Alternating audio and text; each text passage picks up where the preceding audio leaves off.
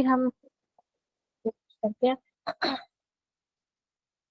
पहले तो मैं बता देती हूँ कि इससे जो है वो आपका, अगर मेरी एंड तक आवाज ना आए तो आपने आगे आ जाना है, क्योंकि मेरा थोड़ा गला खराब है।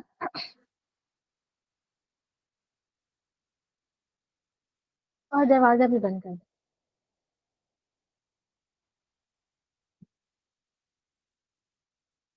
सबसे पहले तो आप लोगों को ये पता होना चाहिए कि जो आपका एसए होता है वो 1500 to 1600 है, वो वर्ड्स का आपको लिखना होता है।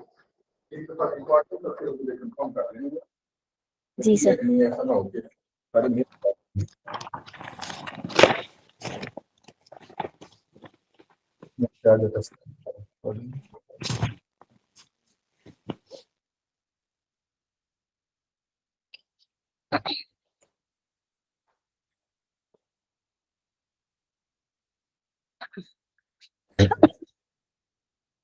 1500 से 1600 वर्ड्स का आपने जो है वो अपना एसे लिखना होता है।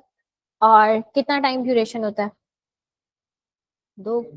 जी, 2 घंटे है ना। 2 आवर्स बनते हैं, ठीक है। तो आपने जो है वो उसमें अपना एसे कंप्लीट करना होता है। एसे का एक प्रॉपर स्ट्रक्चर होता है। एसे को लिखने से पहले आपने पहले उसकी आउटलाइन लिखनी होती है, ठीक है। ऐसे बेसिकली होता क्या है, जिस तरह से हम रिसर्च पेपर या कोई चीज लिखते हैं ना, कोई स्टोरी होती है, तो उसको हम स्टार्ट से करते हैं। पहले हम उसका इंट्रोडक्शन देते हैं, उस चीज के बारे में हम बताते हैं कि वो चीज होती क्या है, फिर उसको हम थोड़ा सा डिफाइन करते हैं, उसकी डेफिनेशन देते हैं, फिर उसका एक ओवरव्यू देते हैं कि इस चीज में ये चीजें आएंगी। फिर जो मेन हमारा टाइटल वो पूछता है ऐसे में, फिर हम उस पर आ जाते हैं और उसको अपनी बातों से या अपने आर्ग्यूमेंट से जो है वो फर्दर एक्सप्लेन कर रहे होते हैं। तो ऐसे में आपने सबसे पहले अपनी आउटलाइन लिखनी होती है। आउटलाइन का एक प्रॉपर स्ट्रक्चर होता है।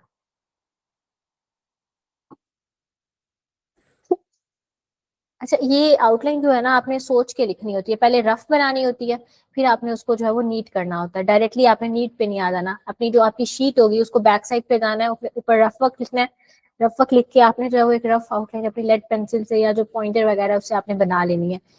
रफ आउटलाइन का मतलब क्या होता है कि आप अपने भी आइडियाज को जो है वो ब्रेन से निकाल के और आप उसकी सॉर्ट ऑफ ब्रेन स्टॉर्मिंग कर रहे हैं।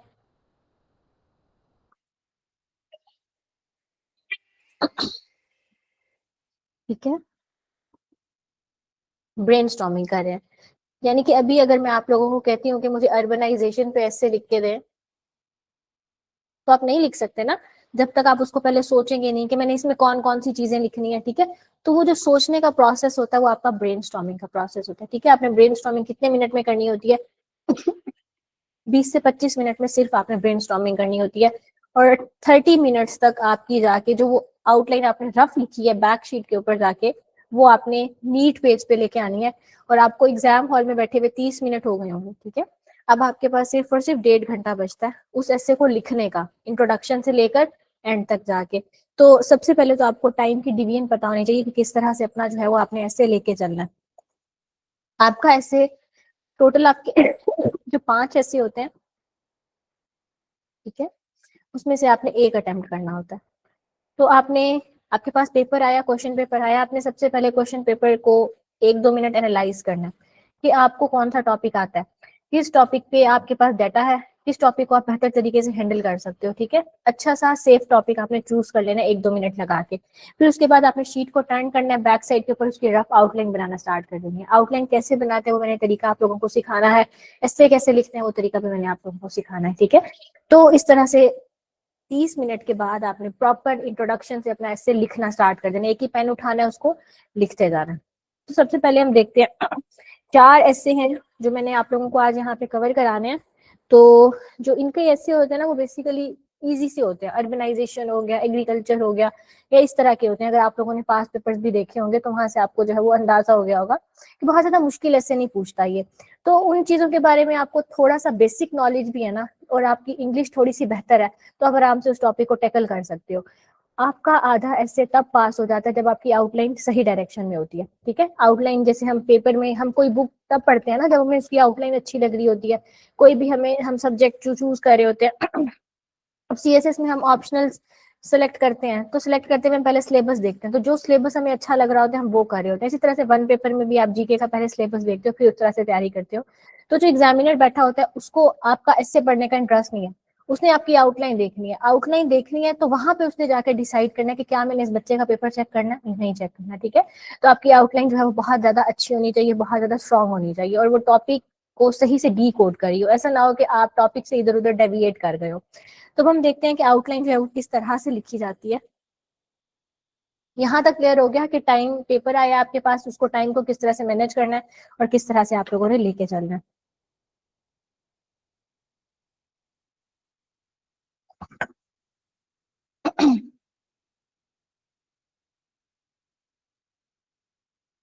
ओके सबसे पहला जो है हमारे पास,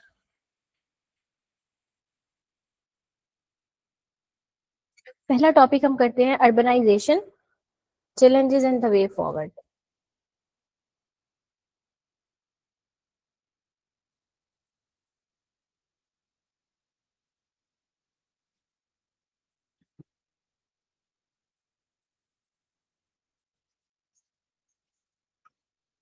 अब जेनेरिकली अगर हम देखते हैं तो एसए के कुछ कंपोनेंट्स होते हैं, कुछ उसकी आउटलाइन के कंपोनेंट्स होते हैं, ठीक है। फॉर एग्जांपल अगर ये आपके पास इस तरह से पेपर में क्वेश्चन आया है ना, ये टाइटल आया आपके पास, आपने पेपर में अटेम्प्ट किस तरह से करना है। फॉर एग्जांपल ये आपका क्वेश्चन नंबर 2 था, आपने यहाँ पे लिखना है क्वेश्चन नंबर 2 और ये आपने टाइटल दे देना है, ठीक है। फिर आपने एक लाइन छोड़ देनी है और यहाँ पे आपने लिख देना है आउटलाइन, और फिर आपने यहाँ पे जो है वो आउटलाइन बनाना स्टार्ट कर देनी है। आउटलाइन बनाने का तरीका क्या होता है कि उसमें आपने सबसे पहले लिखना होता है इंट्रोडक्शन, ठीक है। फिर यहाँ पे आपने जो है वो इंट्रोडक्शन की कोई जो मेन बात होती है, जिसको हम थीसिस स्टेटमेंट भी कह रहे होते हैं, वो आपने यहाँ पे लिखनी होती है। जो आपका मेन स्टांस होता है। फॉर एग्जाम्पल अब उसने आपसे,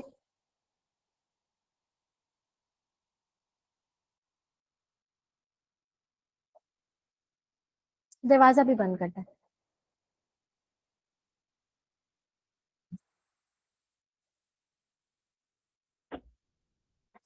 ठीक है। अब ये आउटलाइन का प्रॉपर स्ट्रक्चर आप लोगों ने सीखना है किस तरह से होता है। जब भी कोई ऐसे आता है, आपने अपनी आउटलाइन में सबसे पहले इंट्रोडक्शन की हेडिंग देनी होती है, और ये लाइंस आपने छोड़ देनी है। अभी क्यों छोड़नी है ये मैं बताऊंगी कि यहाँ पे कौन सी चीज लिखनी है। फिर आपने इस तरह से रोमन में 1 लिखना है, और आपने लिखना है डिफाइनिंग द की वेरिएबल, ठीक है। डिफाइनिंग द की वेरिएबल का क्या मतलब होता है कि इसमें जो इस टाइटल में जो इंडिकेटर दिया हुआ है ना, एक की टर्म दी हुई है, इस टाइटल को पढ़े, इसमें कौन सी की टर्म दी हुई है जिसको डिफाइन करना चाहिए। हाँ अर्बनाइजेशन, ठीक है। आप उसको पहले बताएंगे कि मैं आपको बताऊंगा कि अर्बनाइजेशन क्या होती है, व्हाट इज अर्बनाइजेशन, ठीक हो गया। फिर उसके बाद जो है आपका मेन जो सेकंड टाइटल होता है, सेकंड हेडर होता है, वो आपका ओवरव्यू का होता है। आपने उसको बताना है कि a brief overview of urbanization, ठीक है। इसमें यह है कि आपने अर्बनाइजेशन पे बहुत सारी चीजें जो है वो,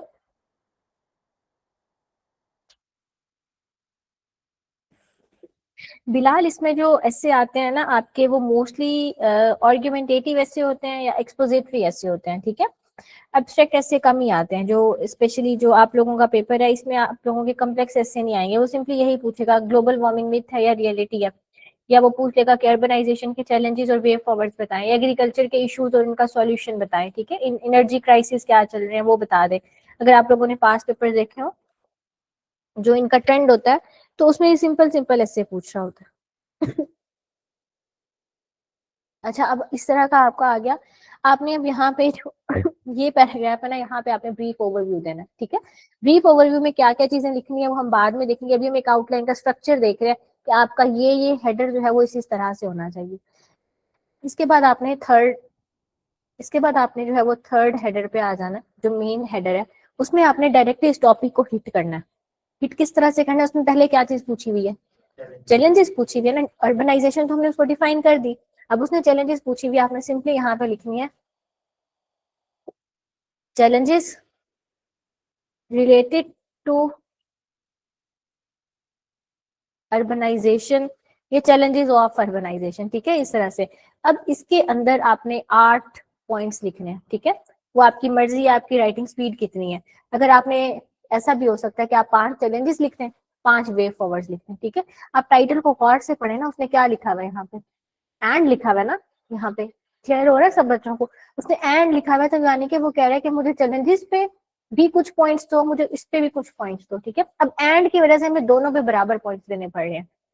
किस तरह से, हमने अगर 5 चैलेंजेस लिखने हैं तो हमें उसके 5 वे फॉरवर्ड भी लिखने पड़ेंगे, ठीक है।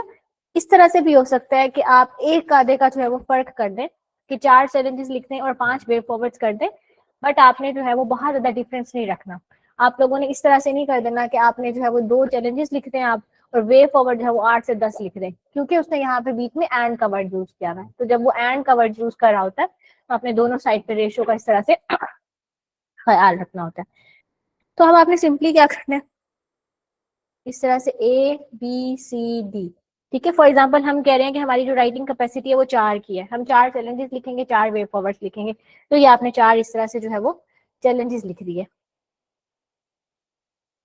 कि अर्बनाइजेशन से रिलेटेड जो चैलेंजेस हमारे पास हैं वो कौन कौन से हैं। अभी हम इन पे डाटा भी फिल करते हैं, लेकिन अभी मैं स्ट्रक्चर जो है वो पूरा बता दूं। फिर इसके बाद हमारा अगला हेडर कौन सा बनेगा, फोर्थ, हाँ, फोर्थ हेडर हमारा कौन सा बनेगा, वे फॉरवर्ड्स का। तो आप हेडर का नेम किस तरह से देंगे कि way forwards to address the issue of urbanisation,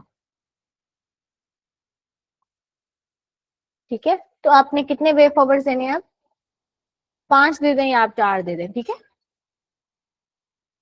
ये आपने दे दिए। अब इसके बाद लास्ट हेडर कौन सा होना चाहिए, हमने उसके सारे इंडिकेटर्स बता दिए ना, उसने हमें कहा कि मुझे और अर्बनाइजेशन पे थोड़ा सा बताओ, मुझे चैलेंजेस बताओ उसके, और मुझे जो है वो बता दो, वे फॉरवर्ड बता दो। हमने सारी चीजें बता दी उसको, ठीक है। तो हम एंड में जो है अपने ऐसे को कंक्लूड कर देंगे। ये आपकी आउटलाइन होती है, ठीक है, किसी भी टॉपिक को लिखने की आपकी ये आउटलाइन का स्ट्रक्चर होता है। अब हम इसमें डाटा फिल करना स्टार्ट करते हैं। डाटा फिल करने के लिए यही है कि आपके पास जो जितने भी दिन रह गए, थोड़ा थोड़ा चीजों के बारे में पता होना चाहिए। किसके, कल्चर से कैसे देंगे हम, मतलब आप टॉपिक कह रहे हो कि कल्चर पे टॉपिक आता है, कोई कोई टॉपिक बता दो ना, फिर हम उसको देख लेंगे।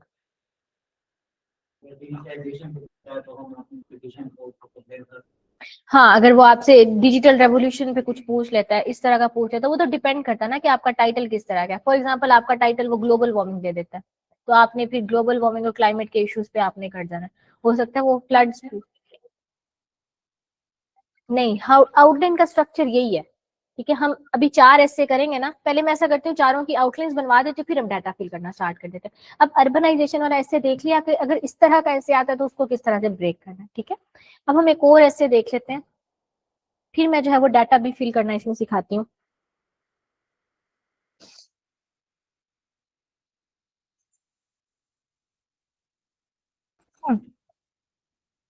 नेक्स्ट ऐसे हमारे पास है पाकिस्तान एंड सस्टेनेबल डेवलपमेंट।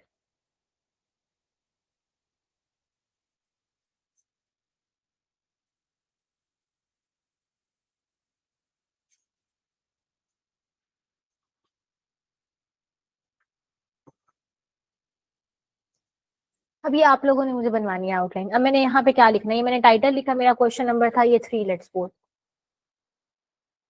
अब कौन सा है यहाँ पे लिखूंगी, आउटलाइन लिखूंगी, हाँ।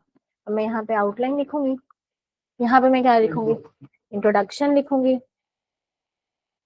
और अभी मैं यहाँ पे स्पेस छोड़ देती हूँ, क्योंकि हमने ये सीखना है कि हमने यहाँ पे क्या लिखना है। अब नेक्स्ट मेरा यहाँ पे क्या आएगा,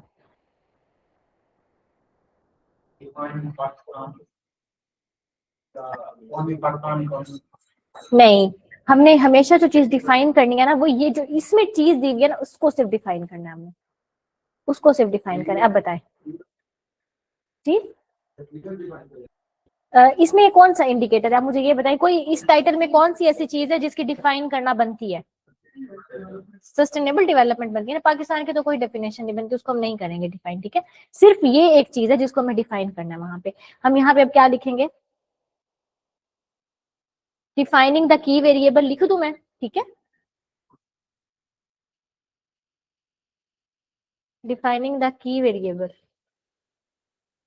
किस चीज को डिफाइन करने जा रहे हैं, एक ही चीज को करने जा रहे हैं, तो हम मैं यहाँ पे लिख सकती हूँ कि व्हाट इज सस्टेनेबल डेवलपमेंट, ठीक है। नेक्स्ट हेडर हमारा कौन सा बनेगा, स्ट्रक्चर वही होगा, हाँ, जिस चीज का आपका ओवरव्यू बनता है ना उस चीज का देना है आपने। अब बताएं इसका नेक्स्ट हेडर कौन सा होगा, नेक्स्ट हेडर कौन सा होगा, हाँ, अब ब्रीफ ओवरव्यू, ब्रीफ ओवरव्यू होगा ना, आप लोगों को समझ आ रही है, एंड पर आप लोग लेट आए थे थोड़ा सा। अब कौन सा हेडर हमारा बनेगा यहाँ पे, a brief overview of what, हाँ, brief overview of sustainable development. लेकिन उसने सस्टेनेबल डेवलपमेंट कहाँ पूछी है, पाकिस्तान में पूछी है ना, तो हमें लिखना चाहिए ना, अ brief overview of sustainable development in Pakistan, लिखना चाहिए ना, क्योंकि वो पाकिस्तान स्पेसिफिक कर रहा है। तो हम लिखेंगे अ brief overview of sustainable development, इसको मैं इस तरह से लिख रही हूँ, इन पाकिस्तान, ठीक है, सॉरी क्वेश्चन मार्क नहीं आएगा यहाँ पे। नेक्स्ट हेडर हमारा कौन सा बनेगा, अब आप लोगों को समझ नहीं आ रही होगी कि उसने तो तोड़ के दिया है कि पाकिस्तान एंड सस्टेनेबल डेवलपमेंट, मैं कैसे लिंक करूं, तो आपने खुद सोचना है कि मैं इन दोनों चीजों को कैसे लिंक करके चलूं, अपना सोच के देखें कि क्या आप इस टाइटल को कैसे लिंक कर सकते हैं। क्या पाकिस्तान में सस्टेनेबल डेवलपमेंट चल रही है, नहीं चल रही ना पाकिस्तान में सस्टेनेबल डेवलपमेंट, तो हम इसके क्या हेडर्स बना सकते हैं, कितने हेडर्स बना सकते हैं, थोड़ा सा सोचें, जैसे एग्जाम हॉल में बैठे हुए जैसे हम ब्रेनस्टॉर्मिंग कर रहे होते हैं, तो सोचने की कोशिश करें कि हम इस टाइटल को किस तरह से लेके चलेंगे, किस तरह से सॉल्व करें। हम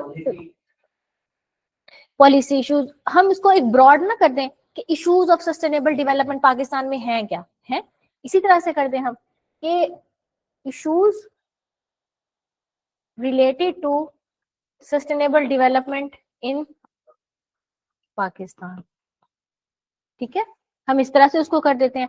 अब हम ऐसा कर सकते हैं ना, इसमें 4-5 इश्यूज बता दें, बॉडी पैराग्राफ 4-5 उसको बना दें, तो हम क्या करेंगे कि उसको ABCD, लेट्स सपोज मैंने 4 उसको इश्यूज बता दिए। अब आपने इश्यूज तो बता दिए कि पाकिस्तान जो है वो सस्टेनेबल डेवलपमेंट अचीव नहीं कर पाया क्योंकि पाकिस्तान के ये इश्यूज चल रहे हैं। अब इसके बाद हेडर कौन सा बनना चाहिए,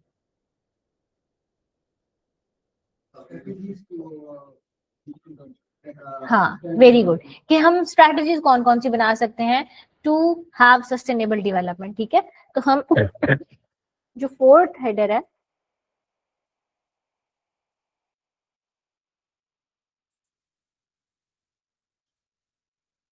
strategies leading to sustainable development in Pakistan, ठीक है। अब मैं कितनी स्ट्रेटजीज दे सकती हूँ, ABCD, मेरी मर्जी है, जितना मुझे कंटेंट आता है मैंने उसको उतनी स्ट्रेटजीज दे देनी है। अब इसके बाद क्या हो सकता है, अब इसके बाद एक्सपैंड भी कर सकते हैं इस टॉपिक को, कोई और हेडर आपके जहन में आ रहा है तो, अदरवाइज यहाँ पे सिंपली आप कंक्लूड भी कर सकते हैं।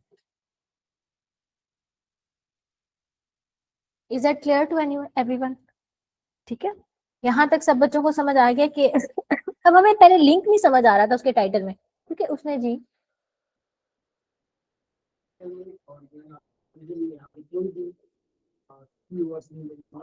हाँ रोमन में नहीं दिए, मैं बताती हूँ। हर ऐसे में इंट्रोडक्शन भी लिखते हैं, कंक्लूजन भी आप लिखते हैं, ठीक है। जो चीज वेरी कर रही होती है ना, वो बीच वाली चीजें वेरी कर रही होती हैं। अब कुछ ऐसे ऐसे होते हैं जिसका ओवरव्यू नहीं बनता, नहीं बनता ना, अगर फॉर एग्जाम्पल कोई ऐसा ऐसे आ जाता है जिसका ओवरव्यू है नहीं, वो आज की बात है, तो उसमें हम वो रोमन वाली चीज निकाल देंगे, वो पूरा हेडर ही हमारा निकल जाता है। फॉर एग्जाम्पल अब हमारा सस्टेनेबल डेवलपमेंट वाला टॉपिक है, हमें ओवरव्यू नहीं आता, आपने प्रिपेयर नहीं किया हुआ ओवरव्यू, तो आपने ये ओवरव्यू वाला हेडर नहीं देना, ठीक है। ये आपने तब देना जब आपको चीजें प्रिपेयर होती हैं, जब आपको डिफाइन उसकी आती होगी या आप उसकी खुद से लिख सकते हैं, तो आपने उसको डिफाइन करना है। अव्वल तो आप लोगों ने कंटेंट अपना प्रिपेयर करके जाना है, लेकिन अगर कोई बुरा वक्त आ जाता है कि आपको नई चीज आ रही होती, तो आप इन हेडर्स को वेरी कर सकते हो, उस हेडर को निकाल सकते हो उसमें से, लेकिन ये प्रेफरेबल तरीका नहीं होता, ये सेफ अप्रोच नहीं होती। इस वजह से जो है वो मैं इंट्रोडक्शन और कंक्लूजन के साथ नहीं लिखा रही, क्योंकि वो तो कांस्टेंट चीज है, वो तो हर ऐसे में होगी ना। ये चीजें वेरी कर सकती है, इनमें से कोई चीज ऊपर आ सकती है, कोई चीज नीचे आ सकती है, इस वजह से हमने इनको 1 2 3 में नंबर किया, ठीक है।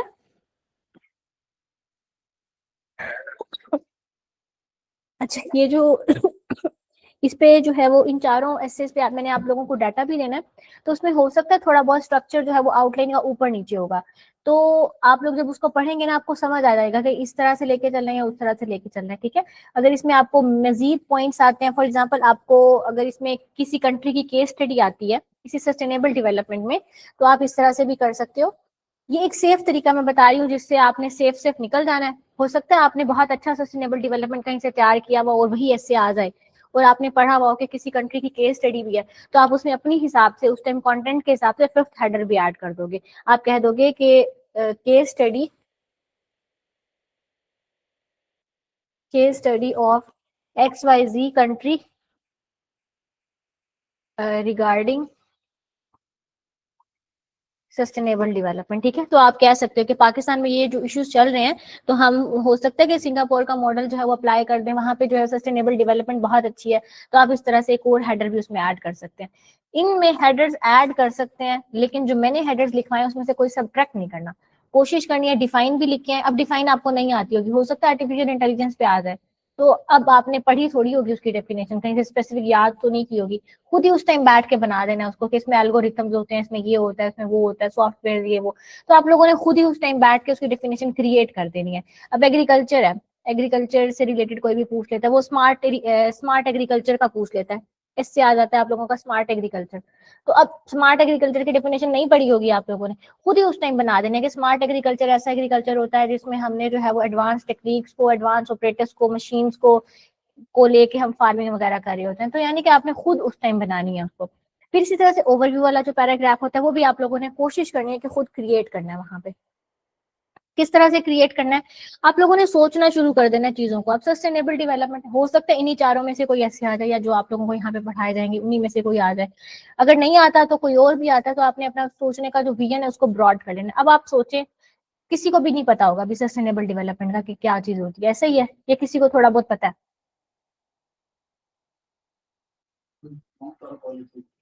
लॉन्ग टर्म पॉलिसीज हो गया, अच्छी हेल्थ हो गई, अच्छी एजुकेशन हो गई, जो चीज सस्टेनेबल है, एनर्जी सही से हो, तो ये चीजें। जी नहीं, गवर्नेंस नहीं आएगा सस्टेनेबल डेवलपमेंट में ना। अगर एसडीजीज के आप गोल्स पढ़े ना, वो 17 गोल्स हैं, ठीक है, जो यूनाइटेड नेशंस ने दिए थे। उसमें हमारे पास आ जाता है अच्छी हेल्थ, मदर की अच्छी हेल्थ, डिजीजेस का ना होना, और जो है एजुकेशन अच्छी हो, पोवर्टी ना हो, और हंगर ना हो, फूड सिक्योरिटी हो, इस तरह की चीजें आ जाती हैं, ठीक है। तो ये भी मैं आप लोगों को कराऊंगी कि सस्टेनेबल डेवलपमेंट में क्या क्या चीजें आती हैं।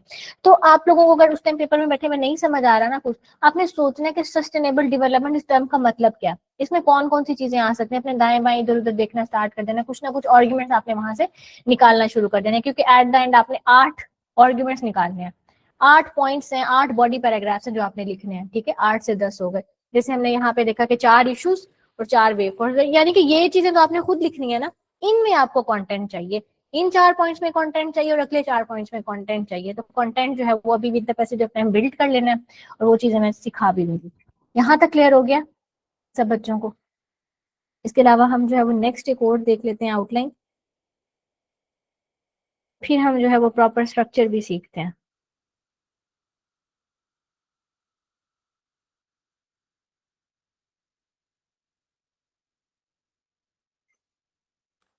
नेक्स्ट हमारा जो टॉपिक है वो है गुड गवर्नेंस की टू सक्सेस।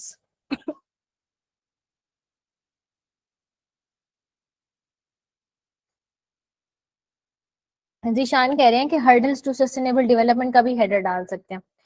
तो हमने जो है वो हर्डल्स की जगह पे वर्ड इश्यूज का यूज कर लिया है जीशान यहाँ पे।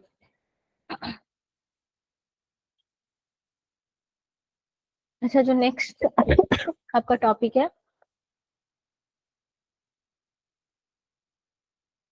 ठीक है, नेक्स्ट टॉपिक आपका है गुड गवर्नेंस की टू सक्सेस।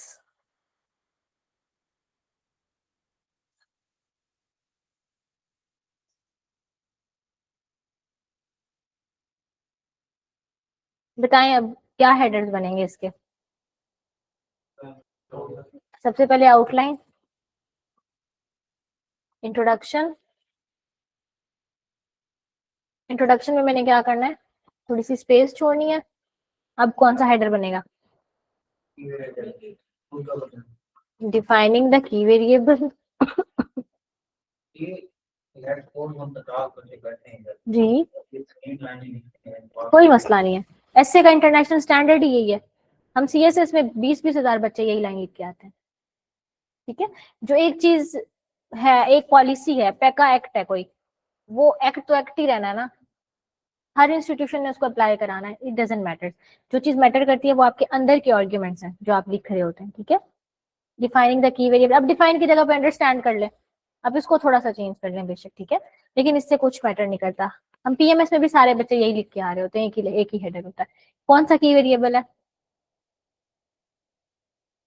अब गवर्नेंस को डिफाइन करेंगे या गुड गवर्नेंस को डिफाइन करेंगे? नहीं, हम गुड गवर्नेंस को करेंगे, क्योंकि उसने टाइटल में क्या है हमारे पास, गुड गवर्नेंस है ना, तो हम सिंपली गुड गवर्नेंस को करेंगे। क्योंकि एक गवर्नेंस होती है, गवर्नेंस की अलग डेफिनेशन होती है, बैड गवर्नेंस की अलग होती है, गुड गवर्नेंस की अलग होती है, आइडियल गवर्नेंस की अलग होती है। ठीक है, तो आप यहाँ पे लिखेंगे कि व्हाट इज, आप यूं भी कर सकते हैं, पहले गवर्नेंस को कर दें फिर गुड गवर्नेंस को कर दें। ठीक है, ये भी आपकी अपनी मर्जी है। अब नेक्स्ट हेडर हमारे पास कौन सा होगा? जल्दी से सोचें कि क्या आप इसके ऊपर, इस आप पेपर में बैठे हुए इस टॉपिक, ये टॉपिक आ गया, आप अगला हेडर कौन सा डालेंगे? चैलेंजेस से पहले मैंने एक और हेडर बताया था, ओवरव्यू। ठीक है, ओवरव्यू दे देते हैं हम उसका एक, वही बताती हूँ। ये सारी चीजें अलग अलग से भी बताऊंगी, अभी सिर्फ आउटलाइन का स्ट्रक्चर जो है एक तरह का वो हाथ पक्का करा रही हूँ कि आउटलाइन किस तरह से बनानी है। यही ओवरव्यू वाला जो पैराग्राफ है ना, इसी में हमने वो सारी चीजें डाली हैं, जो हमने अपनी मनपसंद चीजें पढ़ी हुई है ना इधर उधर की चीजें, वो हमने इस पैराग्राफ में डालनी है उसको। ठीक है, इसीलिए मैंने वर्ड यूज किया ओवरव्यू, यानी कि ओवरव्यू मैंने उसको देना। हो सकता है मैंने कोई दुनिया के रिलेटेड बात पढ़ी हुई हो, मैंने पढ़ा हुआ होगा ये कंट्री जो है सबसे अच्छी गवर्नेंस का, तो वो बात भी मैं यहीं पे लिख दूंगी। पाकिस्तान में मैंने कोई डिस्टिंक्ट बात पढ़ी हुई है, वो भी मैं यहीं पे लिख दूंगी। अ ब्रीफ ओवरव्यू ऑफ गवर्नेंस। ठीक है, अब इसके बाद नेक्स्ट हेडर कौन सा होगा? चैलेंजेस दे देते हैं। ठीक है, कोई और बच्चा है कि कहे कि चैलेंजेस के अलावा का कोई और हेडर हम दे सकते हैं?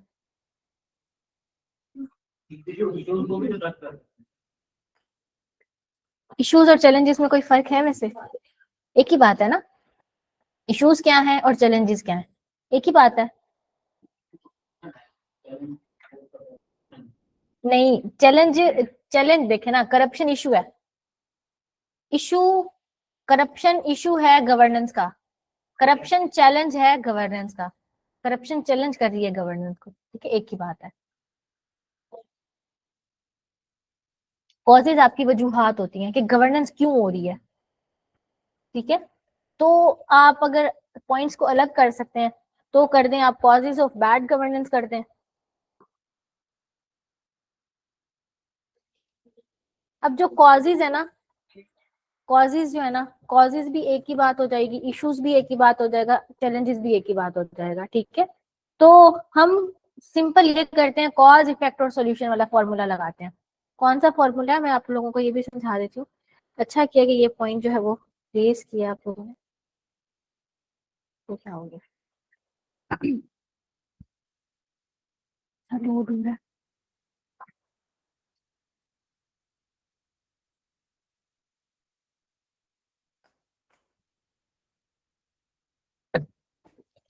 ठीक है, आपने ना कोई भी ऐसे इस तरह का आता है ना, आपने उस ऐसे को, एक तो आपको पता है डिफाइन के हवाले से सोचना है, दूसरा आपने ओवरव्यू के हवाले से सोचना है। ठीक है, ये हेडर्स आपने बनाने की कोशिश करनी है। दूसरा आपने कॉज, इफेक्ट और सॉल्यूशन सोचने हैं। ठीक है, कॉज, इफेक्ट्स क्या है उसके, और सॉल्यूशंस क्या है। अब कुछ ऐसे ऐसे होंगे जिसमें कॉज और इफेक्ट सेम हो जाती है, जैसे कि आपका ग्लोबल वार्मिंग हो गया, कि ग्लोबल वार्मिंग की जो कॉजेज हैं वही उसके इफेक्ट्स भी बन रहे हैं। ग्लोबल वार्मिंग से पोल्यूशन हो रही है, ग्लोबल वार्मिंग खुद भी पोल्यूशन से हो रही है। ठीक है, तो उस तरह के ऐसे में आपने सिर्फ एक वर्ड यूज कर देना है, या कॉजेज या उसके इफेक्ट्स बता देने हैं। ठीक है, अब कॉज की जगह पे आप वर्ड जो है वो चैलेंजेस भी यूज कर सकते हो। ठीक है, उसके अलावा जो है आप इश्यूज का वर्ड भी यूज कर सकते हो। इफेक्ट्स, उसके असरात क्या है, असरात अब उस चीज के पॉजिटिव भी हो सकते हैं, उसके नेगेटिव भी हो सकते हैं। ठीक है, हर टॉपिक को आपने इन 3 डोमेन से सोचना है कि सॉल्यूशंस तो हर उसमें आएंगे ना, ठीक है, सॉल्यूशंस आपके आराम से आएंगे। इन दोनों में से सोचना है कि क्या इसमें कॉजेज आती हैं, क्या इसके इफेक्ट्स बनते हैं। अब आप देखें कि गवर्नेंस आया हुआ है, गुड गवर्नेंस की टू सक्सेस उसने पूछा हुआ है, यानी कि वो ये पूछना चाह रहा है कि गुड गवर्नेंस की टू सक्सेस किस तरह से है, ठीक है, यही पूछना चाह रहा है कि गुड गवर्नेंस की टू सक्सेस कैसे है, उसको प्रूफ करके दो। तो आपने ब्रीफ ओवरव्यू दे दिया। अब आपके अकॉर्डिंग जो है वो नेक्स्ट हेडर कौन सा होना चाहिए?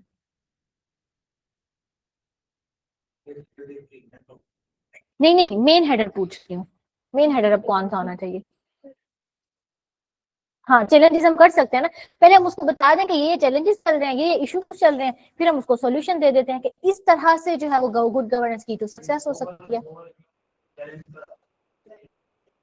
ओवरव्यू में हम एक होलिस्टिक चीज बता देंगे, जनरल चीज बता देंगे, ठीक है, उसमें अगर हो सकता है अपने गवर्नेंस के कुछ मॉडल्स पड़े हुए हो कि गवर्नेंस के डिफरेंट मॉडल्स होते हैं। अब ये आप लोगों ने अभी तैयारी स्टार्ट की है तो टाइम थोड़ा है, ठीक है, तो गवर्नेंस अगर आपको पढ़ने का मौका मिले तो गवर्नेंस के मॉडल्स होते हैं, पार्टिसिपेटरी मॉडल होता है, वेरियन मॉडल होता है, ई गवर्नेंस का मॉडल होता है, ठीक है। तो ओवरव्यू में आपने हर चीज को टच करना होता है, जो बातें आपने एडिशनल पढ़ी होती है ना, वो आप उसको बताना चाहते हो ओवरव्यू वाले हेडर में, ठीक है।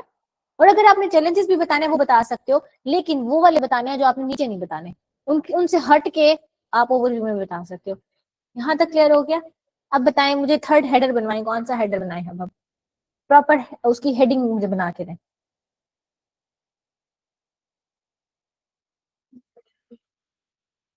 ठीक है, चैलेंजेस टू गुड गवर्नेंस कर लेते हैं, ठीक है।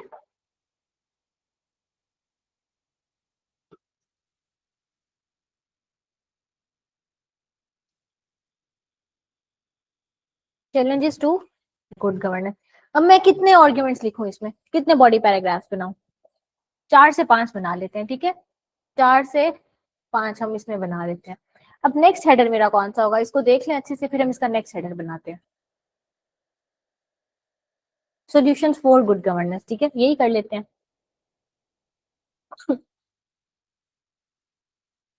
पेज आगे पीछे हो गया। खैर, आई थिंक फोर्थ हेडर था, तो हम सिंपली कर लेते हैं। हमारा टाइटल क्या था कि गुड गवर्नेंस की टू सक्सेस, यही था ना, तो हम उसी टाइटल का ना बना लें टाइटल, मतलब उसी टाइटल में से वर्ड्स निकाल के हम यूं कर लेते हैं कि how good governance can be insured for success of Pakistan. ऐसा हो सकता है ना, ये हमने सॉल्यूशन ही बताने हैं ना, तो हमने उसको थोड़ा सा इस तरह से लिख दिया। एक ही बात होती है, वे फॉरवर्ड और सॉल्यूशन एक ही बात होती है, ठीक है। आप ये भी लिख सकते हो कि way forward for good governance, ठीक है। आप ये भी लिख सकते हो pragmatic steps to attain good governance for success of Pakistan, ठीक है। ये सिर्फ वर्ड्स हैं, वोकैबुलरी है।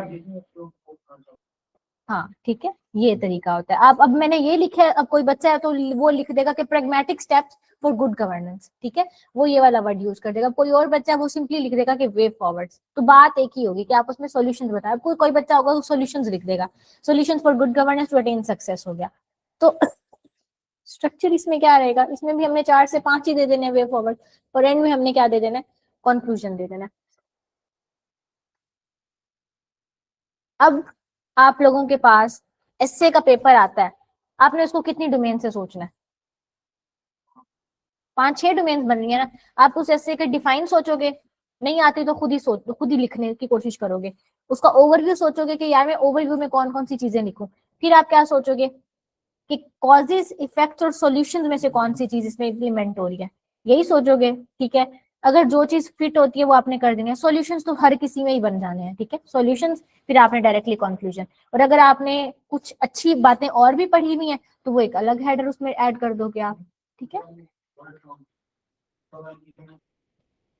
ये सब स्ट्रक्चर सिखाऊंगी, सब सिखाऊंगी कि इंट्रोडक्शन कैसे लिखना है, ये सारे पैराग्राफ अभी सिखाऊंगी। अभी सिर्फ आउटलाइन का जो है वो खाका बता रही हूँ कि आपने सोचना कैसे, आउटलाइन कैसे लिखनी है। अब हम एक और ऐसे की आउटलाइन लिख लेते हैं।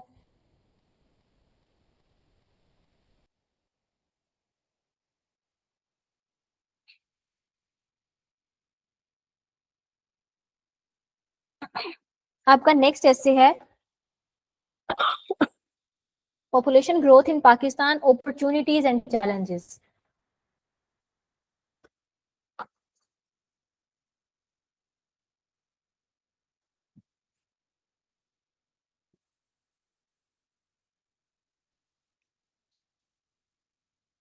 पॉपुलेशन पे हो सकता है आप लोगों का ऐसे आ जाए, क्योंकि करंटली जो है वो पॉपुलेशन समिट वगैरह भी हुआ है, तो इसको अच्छे से प्रिपेयर कर लेना है। Population growth in Pakistan,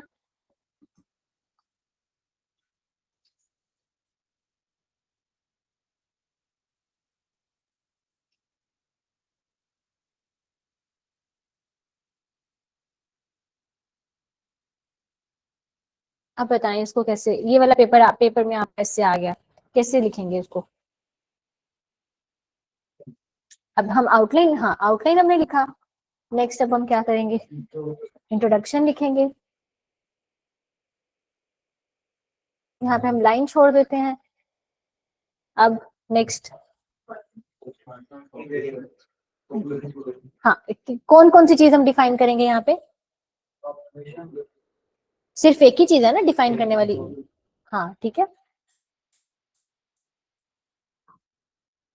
defining the की टर्म्स, की टर्म आ जाएगा, एक ही टर्म है ना, तो टर्म आ जाएगा, व्हाट इज पॉपुलेशन ग्रोथ। ठीक है, अब नेक्स्ट हेडर हमारा कौन सा होगा। हम्म, पूरा बताएं ना, पूरी लाइन क्राफ्ट करके बताएं।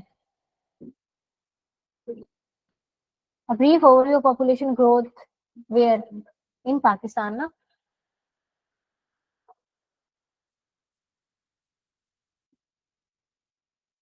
Brief overview of population growth in Pakistan. अब आपका थर्ड हेडर कौन सा होगा।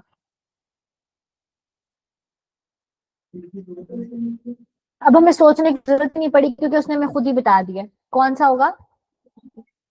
अपॉर्चुनिटीज फॉर व्हाट, हाँ ठीक है, opportunities for Pakistan in terms of population growth. कितने पॉइंट्स लिखने चाहिए, 4 से 5, ठीक है। अब हम आगे आ जाते हैं।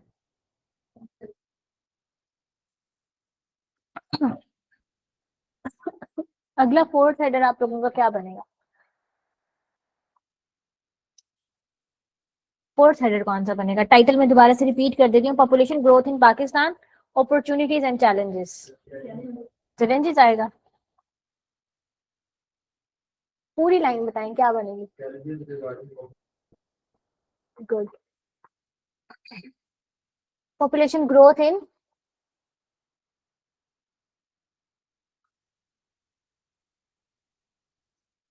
कितने चैलेंजेस बताने हैं, ठीक है 4 to 5 हमने बता दिए। अब हमने देखा था कि हमने हर ऐसे को सोचना है कॉज, इफेक्ट और सॉल्यूशंस। जी, हम्म,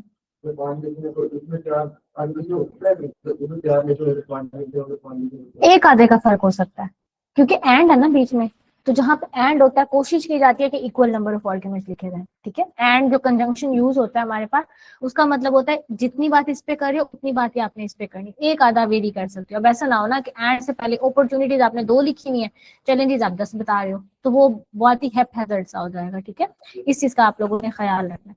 अच्छा, अब हमने सोचा था कि हम किसी भी ऐसे को सोचेंगे कॉज, इफेक्ट और सॉल्यूशन, तो उसने हमसे अपॉर्चुनिटीज पूछी, चैलेंजेस पूछ लिए, हम इसमें कोई और हेडर अपनी मर्जी से ऐड कर सकते हैं, सॉल्यूशंस कर सकते हैं ना इसमें ऐड। हाँ ठीक है, तो हम इसमें क्या करेंगे, ना भी करें तो भी काम चल जाएगा, लेकिन जब वो नहीं पूछ रहा होता ना और ऐसे में प्रॉब्लम पूछी जाती है, तो आप लोगों ने पॉलिसी मेकिंग में आना है, ठीक है। ऐसा ही है ना, आप लोगों ने प्रॉब्लम्स को एड्रेस करना है, तो इस तरह का अब उसने एक चीज पूछी ही इशू है, पॉपुलेशन ग्रोथ एक इशू है, तो आपको सॉल्व करके देना चाहिए उसको। आपने अपॉर्चुनिटीज पहले बता दी उसकी, फिर आपने बता दिया उसके चैलेंजेस कौन कौन से, फिर आपने यहाँ पे सॉल्यूशंस भी दे देने हैं, ठीक है। सॉल्यूशन देने के लिए अब आपने सिंपली ये करना है, 4 आर्ग्यूमेंट इसके रख लें, 4 उसके रख लें। हमने पहले ये सोचा था ना कि 5-5 भी कर लेंगे, 8 से 10 आर्ग्यूमेंट्स हमने लिखने हैं, तो एक एक वहां से कम कर दें, एक एक सॉल्यूशन में ऐड कर दें। अब सॉल्यूशन वाला हेडर किस तरह से बनेगा, हेडर बनवाएं सॉल्यूशन वाला, ठीक है। अभी आप लोग खुद ही बनवा रहे हैं, इतने अच्छे अच्छे जो है वो लाइंस है। Sustainable solutions to address the issue of population growth in Pakistan, ठीक है। अब आपने यहाँ पे, हो सकता है आपको 3 सॉल्यूशन आते हो, आपने 3 सॉल्यूशन दे देने, ठीक है। फिर एंड में क्या होगा, कंक्लूजन होगा। अब हमने कितने टॉपिक ब्रेक किए, 4 टॉपिक ब्रेक किए। पेपर में आपके इसी तरह के टॉपिक आने हैं। यहां तक क्लियर हो गया कि कितनी डोमेन्स में उसको सोचना है और किस तरह से जो है वो आपने ऐसे लेके चलना है। अब ये तो हो गया कि आपने आउटलाइन जो है ना, अब जैसे मैंने यहाँ पे खाका बनाया ना एक, आपने पेपर में रफ वर्क में जाके यही काम करना है।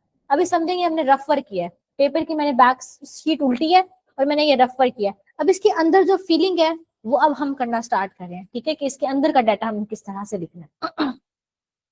अपनी जो है वो इसी आउटलाइन पे ही आ जाते हैं, इसको पहले कर लेते हैं।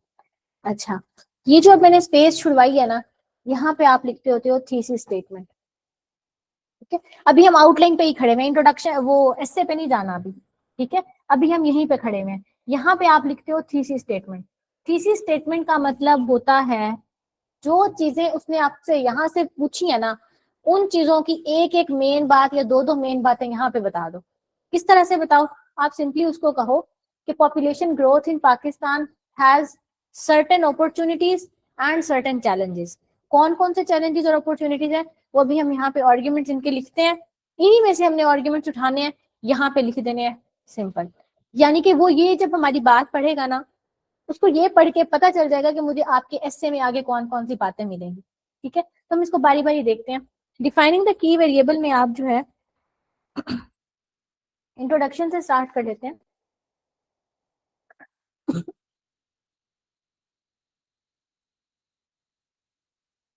ये पता है आप लोगों को एस्से में कोई भी हेडिंग नहीं देते होते, इतना तो पता है ना एस्से में।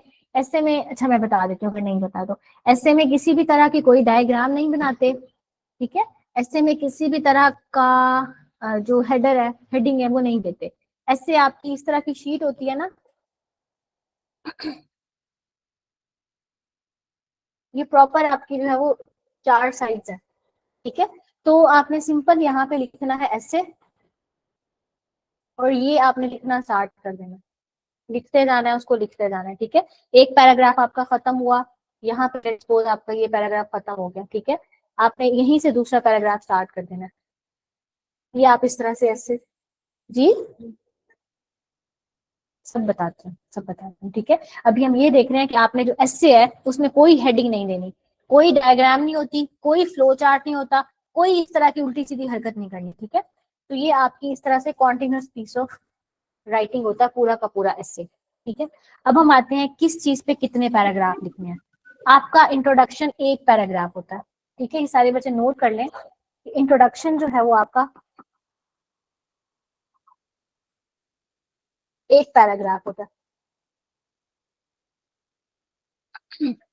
1 पैराग्राफ होता है और इसकी लेंथ कितनी होती है, तकरीबन 1.5 पेज होता है, यानी कि 1.5 सफ़े का जो है वो आपका इंट्रोडक्शन होता है। फॉर एग्जाम्पल ये आपकी 2 साइड्स हैं, तो यहाँ से लेकर यहाँ तक आपका इस जगह तक जो है वो आपका इंट्रोडक्शन खत्म होगा, ठीक है। इससे थोड़ा सा छोटा भी हो सकता है, यहाँ तक भी हो सकता है, 1.25 पेज का भी हो सकता है। इंट्रोडक्शन आपका सिंगल एक ही पैराग्राफ होता है, ठीक है। उसमें आपने उसको ब्रेक नहीं करना। इंट्रोडक्शन में लिखते क्या क्या है वो अभी मैं आप लोगों को बता दूंगी कि क्या क्या चीजें लिखते हैं, ठीक है। एक ही पैराग्राफ होता है। उसके बाद हमने इंट्रोडक्शन के बाद हमने पढ़ा था, हमने कौन सा हेडर ऐड किया था, डिफाइन वाला किया था ना। डिफाइन कितनी होनी चाहिए, एक ही होनी चाहिए, एक ही डिफाइन होगी, ठीक है। डिफाइन वाला जो पैराग्राफ है वो भी आपका एक ही होगा। अब डिफाइन तो छोटी सी होती है, तो इस पैराग्राफ की लेंथ आपकी कितनी होगी, ये छोटा सा पैराग्राफ होगा, यानी कि 4 से 5 लाइंस का पैराग्राफ होगा। तो आपने परेशान नहीं होना कि यार ये तो 2-3 लाइन में ही खत्म हो रहा है, ठीक है। तो ये पैराग्राफ बाकी सब पैराग्राफ से आपका छोटा पैराग्राफ होगा, ठीक है। सिर्फ इसमें डिफाइन हो गया। एआई उसने पूछा तो आपने एआई को डिफाइन कर देना है, उसको ड्रैग नहीं करना। अब एआई के बारे में इधर उधर की जो बातें पढ़ी हुई है ना, वो यहाँ पे नहीं बतानी, सिर्फ डिफाइन करना है। डिफाइन का मतलब है डिफाइन, डेफिनेशन, ठीक है। डिफाइन पैराग्राफ में आपने एक पैराग्राफ में उसको लिख दिया। कितनी लेंथ हमने देखी, 4 से 5 लाइन की। फॉर एग्जाम्पल यहाँ से लेकर यहाँ तक आपका, इसको हम इंट्रोडक्शन कर लेते हैं। ये सारा जो है वो आपका इंट्रोडक्शन था, ठीक है, यहाँ तक। अब जो डिफाइन वाला पैराग्राफ यहाँ से स्टार्ट होगा तो वो तकरीबन यहाँ तक होगा। मतलब इस पेज को इमेजिन करना स्टार्ट कर दें कि 1.5 सफ़े तक यहाँ तक मेरा इंट्रोडक्शन चल रहा है, ये सारा मेरा इंट्रोडक्शन चल रहा है। अब ये मेरा डिफाइन वाला पैराग्राफ है, छोटा सा, यहाँ तक हम कर लेते हैं, ठीक है। ये इतना सा आपका जो सफ़े की थोड़ी सी साइड बची हुई होगी ना, वहां पे आपकी डिफाइन पूरी हो जाएगी। डिफाइन के बाद नेक्स्ट पैराग्राफ कौन सा था, नेक्स्ट हेडर कौन सा था, ओवरव्यू वाला था ना। तो ओवरव्यू का आप खुद सोच के देखें, ओवरव्यू वाला पैराग्राफ थोड़ा सा बड़ा होगा ना डिफाइन से, डिफाइन तो छोटी सी है, ओवरव्यू में तो हमने बहुत सारा ओवरव्यू देना होता है। तो आपका आ गया ओवरव्यू वाला पैराग्राफ। अब ओवरव्यू भी आपका एक ही पैराग्राफ होता है, ठीक है, सिंगल पैराग्राफ होता है। अब इसकी लेंथ जो होती है ना, वो 70 to 80% ऑफ द पेज होती है।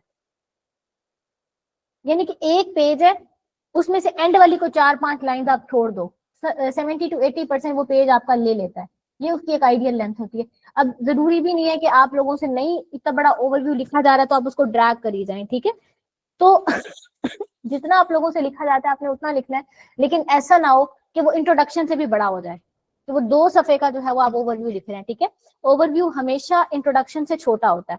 आइडियल जो साइज होता है उसका वो यही होता है, 70 to 80% ऑफ द पेज होता है, ठीक है। तो यहाँ नहीं कि अगर हमारा यहाँ से ओवरव्यू स्टार्ट हो रहा है तो यहाँ तक हमारा ओवरव्यू खत्म हो जाएगा, ठीक है। ये हमने शीट्स भी ड्रॉ कर लिए हैं कि वहां पे अगर आप लोगों को आराम से जो है परसीव कर सकते हो। ओवरव्यू के बाद हमारा कौन सा हेडर था, मेन हेडर था ना, जो टाइटल में जो चीज पूछी हुई है उसने, ठीक है। समझे हम पॉपुलेशन वाला कर रहे हैं तो अपॉर्चुनिटीज उसने पूछी हुई थी। अब अपॉर्चुनिटीज में हमने कितने पैराग्राफ लिखने थे, कितने आर्ग्यूमेंट्स बनाए थे, 5 या 4 आर्ग्यूमेंट्स बनाए थे ना, तो वो कितने बॉडी पैराग्राफ्स होंगे, 4 बॉडी पैराग्राफ होंगे, ठीक है। तो हम दोबारा से थोड़ा सा पीछे जाते हैं।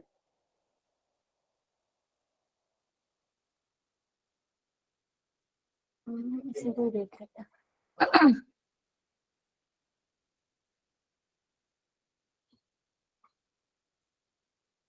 अच्छा, ये हमने 4 आर्ग्यूमेंट लेट्स सपोज बनाए हुए थे, ए बी, अभी 2 कर लेती हूँ क्योंकि हमारे पास स्पेस नहीं है। यहाँ पे भी मैंने कुछ लिखा हुआ था, यहाँ पे भी मैंने कुछ लिखा हुआ था, ठीक है। तो अब इस ए का मतलब है एक पैराग्राफ, ठीक है, इस बी का मतलब है दूसरा पैराग्राफ। पैराग्राफ को आप लोगों ने बीच में तोड़ना नहीं है, ठीक है। अब यानी कि अपॉर्चुनिटीज के हमारे कितने बॉडी पैराग्राफ होंगे अगर हम ऐसे में जाएंगे फर्दर, 4 बॉडी पैराग्राफ होंगे। तो यानी कि यहाँ से हमारी अपॉर्चुनिटी स्टार्ट होती हैं, तो ये हमारा अपॉर्चुनिटीज वाला पहला पैराग्राफ। यहाँ से फिर इंडेंटेशन स्पेस भी देनी होती है, ये पता है ना आपको। एक पैराग्राफ पे जब दूसरे पैराग्राफ पे जाते हैं तो बीच में इंडेंटेशन स्पेस देते हैं, ठीक है। तो ये आपका अपॉर्चुनिटीज वाला दूसरा पैराग्राफ। अब हम देखते हैं कि इनकी जो लेंथ होती है वो कितनी होती है। जो आर्ग्यूमेंट्स होते हैं आपके, आपके मेन आर्ग्यूमेंट्स हो गए, आपके सॉल्यूशंस वाले जो पैराग्राफ होते हैं, उनका कितना साइज आपने रखना है। तो वो भी आपके जो है वो 60 to 70% ऑफ द पेज होते हैं, ठीक है। यानी कि आधे सफ़े से थोड़ा सा ज्यादा। फॉर एग्जाम्पल ये इतना जो है वो आपका ये वाला सारा एक बॉडी पैराग्राफ हो जाएगा।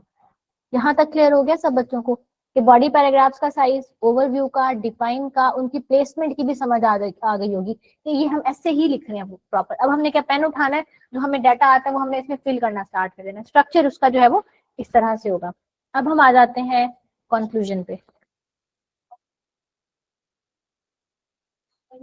नहीं नहीं, पेज कहीं को भी नहीं छोड़ना ऐसे में। अब ये तो मैं इसीलिए तो मैं लिख के दिखा रही हूँ, यहाँ पे मेरा इंट्रोडक्शन खत्म हुआ ना, तो आपने ऐसे में कहीं पे भी ब्रेक्स नहीं लेनी, एक लाइन की आप इस तरह से कर सकते हैं, एक मेन हेडर से दूसरे मेन हेडर पे जाते हुए ब्रेक ले लें, यानी कि इंट्रोडक्शन से डिफाइन पे आ रहे हैं, एक लाइन छोड़ दें, डिफाइन से ओवरव्यू पे आ रहे हैं, एक लाइन छोड़ दें, लेकिन जो आपस में जो सारी अपॉर्चुनिटीज हैं और जो आपस में सारे चैलेंजेस हैं ना, उनमें ब्रेक ना दें। इस तरह से ना लें, इस सेक्शन से इस सेक्शन पे आए तो एक लाइन छोड़ दें, ठीक है। सारी चैलेंजेस के बाद सॉल्यूशंस पे आए हैं तो एक लाइन छोड़ा है, यानी कि एक रोमन से दूसरे रोमन पे मूव करते हुए छोड़ दें, लेकिन आपस में जब इनमें मूव कर रहे हैं तब आपने लाइन नहीं छोड़नी, क्योंकि वो एक ही सेक्शन की बात कर रहे हो ना आप। लेकिन ये होगा कि इंडेंटेशन स्पेस देके पैराग्राफ आते रहेंगे, ए पैराग्राफ होगा, फिर उसका बी पैराग्राफ होगा, फिर उस तरह से सी और फिर डी पैराग्राफ, ठीक है। नहीं, कुछ भी मेंशन नहीं करना, ठीक है। तो मैंने आप लोगों को सैंपल भेजना है, जिस तरह से इसमें लिखा हुआ है ना उसी पैटर्न को फॉलो करना है आप लोगों ने।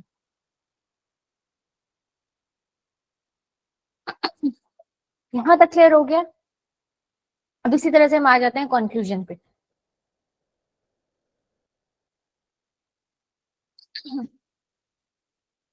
अब आपका आ गया ये वाला लास्ट पेज, ठीक है।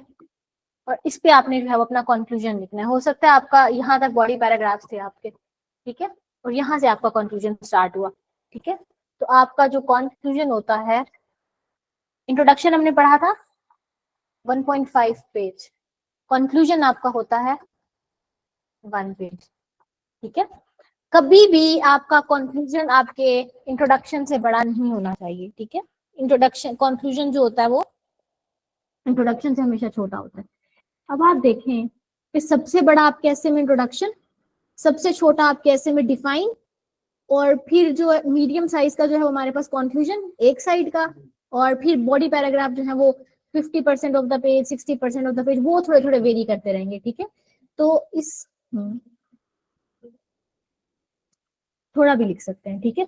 लेकिन उसमें ये देखना है कि ऐसा ना हो ना कि इंट्रोडक्शन आपका 2 पेजेस का चला जाए और कंक्लूजन आपका आधे सफे का हो, तो वो बहुत बेहंगम सा हो जाता है, ठीक है। ये मैंने इस तरह से बताया ना, हो सकता है आपका इंट्रोडक्शन 1.25 हो जाए, ठीक है, 1.25 का हो सकता है ना, तो ये आपका फिर 70% हो जाएगा। ये जो मैंने बताया है ये रिलेटिव टू दिस बताया, ठीक है, कि इनकी आपस में 1 हाँ फिर 70%, ठीक है। ये छोटी छोटी रेशियोज होती हैं जो एग्जामिनर आपकी देख रहा होता है, क्योंकि ये इंटरनेशनल स्टैंडर्ड्स होते हैं, उनके माइंड में फिक्स होते हैं कि जो है वो मुझे इसी तरह का पेपर चाहिए। अब कुछ बच्चे होते हैं इंट्रोडक्शन छोटा सा लिखा हुआ होता है, कंक्लूजन 2-2 सफों का लिखा होता है। भाई हाउ इज इट पॉसिबल कि आप कंक्लूजन को इतना एक्सपैंड करके लिख रहे हो। अब इनके अंदर लिखना क्या है वो हम अभी देखते हैं, ठीक है।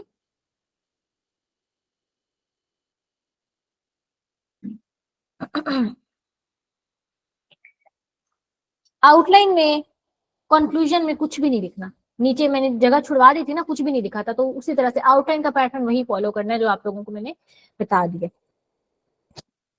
अब हम इसका एक इंट्रोडक्शन लिख लेते हैं कि इंट्रोडक्शन जो है वो किस तरह से लिखा जाता है।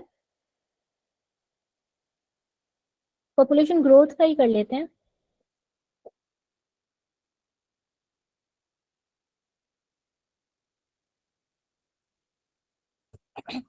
टाइटल हमारा है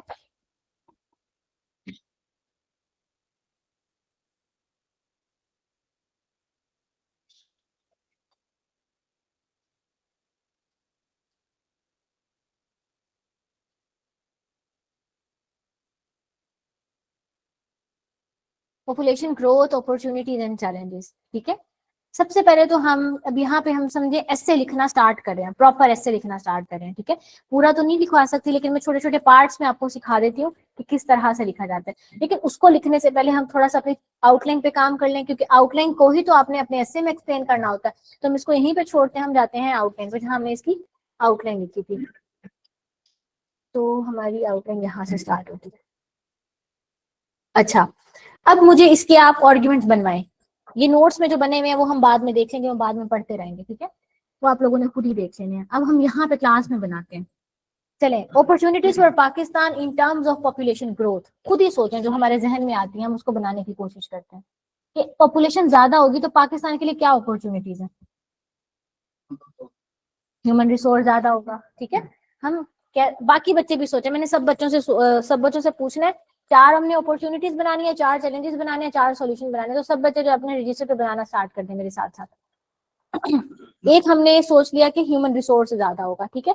तो हम एक लाइन लिखने की कोशिश करते हैं, opportunities for Pakistan in terms of population growth, increase in human resource leading to growth, या ह्यूमन रिसोर्स डेवलपमेंट कर देते हैं, ठीक है, लीडिंग टू HRD। पहला आर्ग्यूमेंट बन गया हम लोगों का। दूसरा आर्ग्यूमेंट सोचें कि पॉपुलेशन ज्यादा होगी तो पाकिस्तान को कौन सी अपॉर्चुनिटीज मिल सकती हैं। हाँ, अगर हमारे लोग ज्यादा हैं तो ज्यादा टैक्स आएगा, ज्यादा टैक्स आएगा तो हमारा GDP बढ़ेगा, ठीक है। तो हमने क्या आर्ग्यूमेंट बनाया कि टैक्स नेट जो है वो हमारा वाइडन हो जाएगा, टैक्स बेस जो है वो हमारी वाइडन हो जाएगी।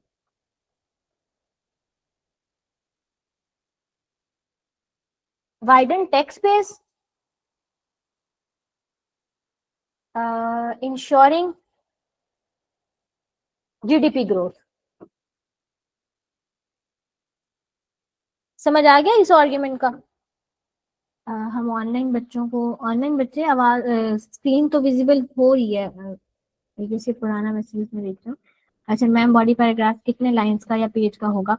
अली, जो बॉडी पैराग्राफ है वो आपका होगा, हमने भी देखा था 60 to 70% ऑफ द पेज, ठीक है।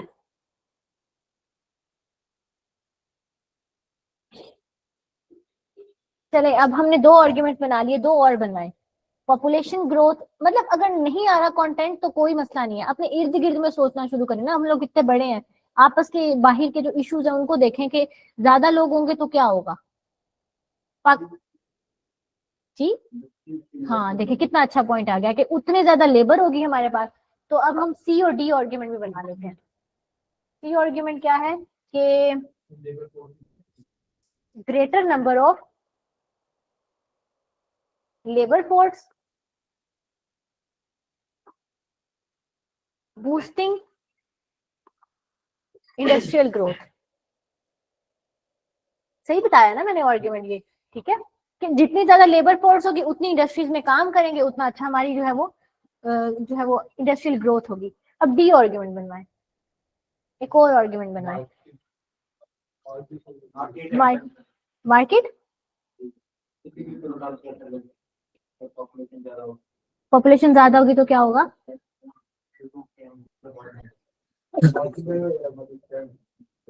एक्सपेंड, मार्केट एक्सपैंड हो जाएगी इन टर्म्स ऑफ,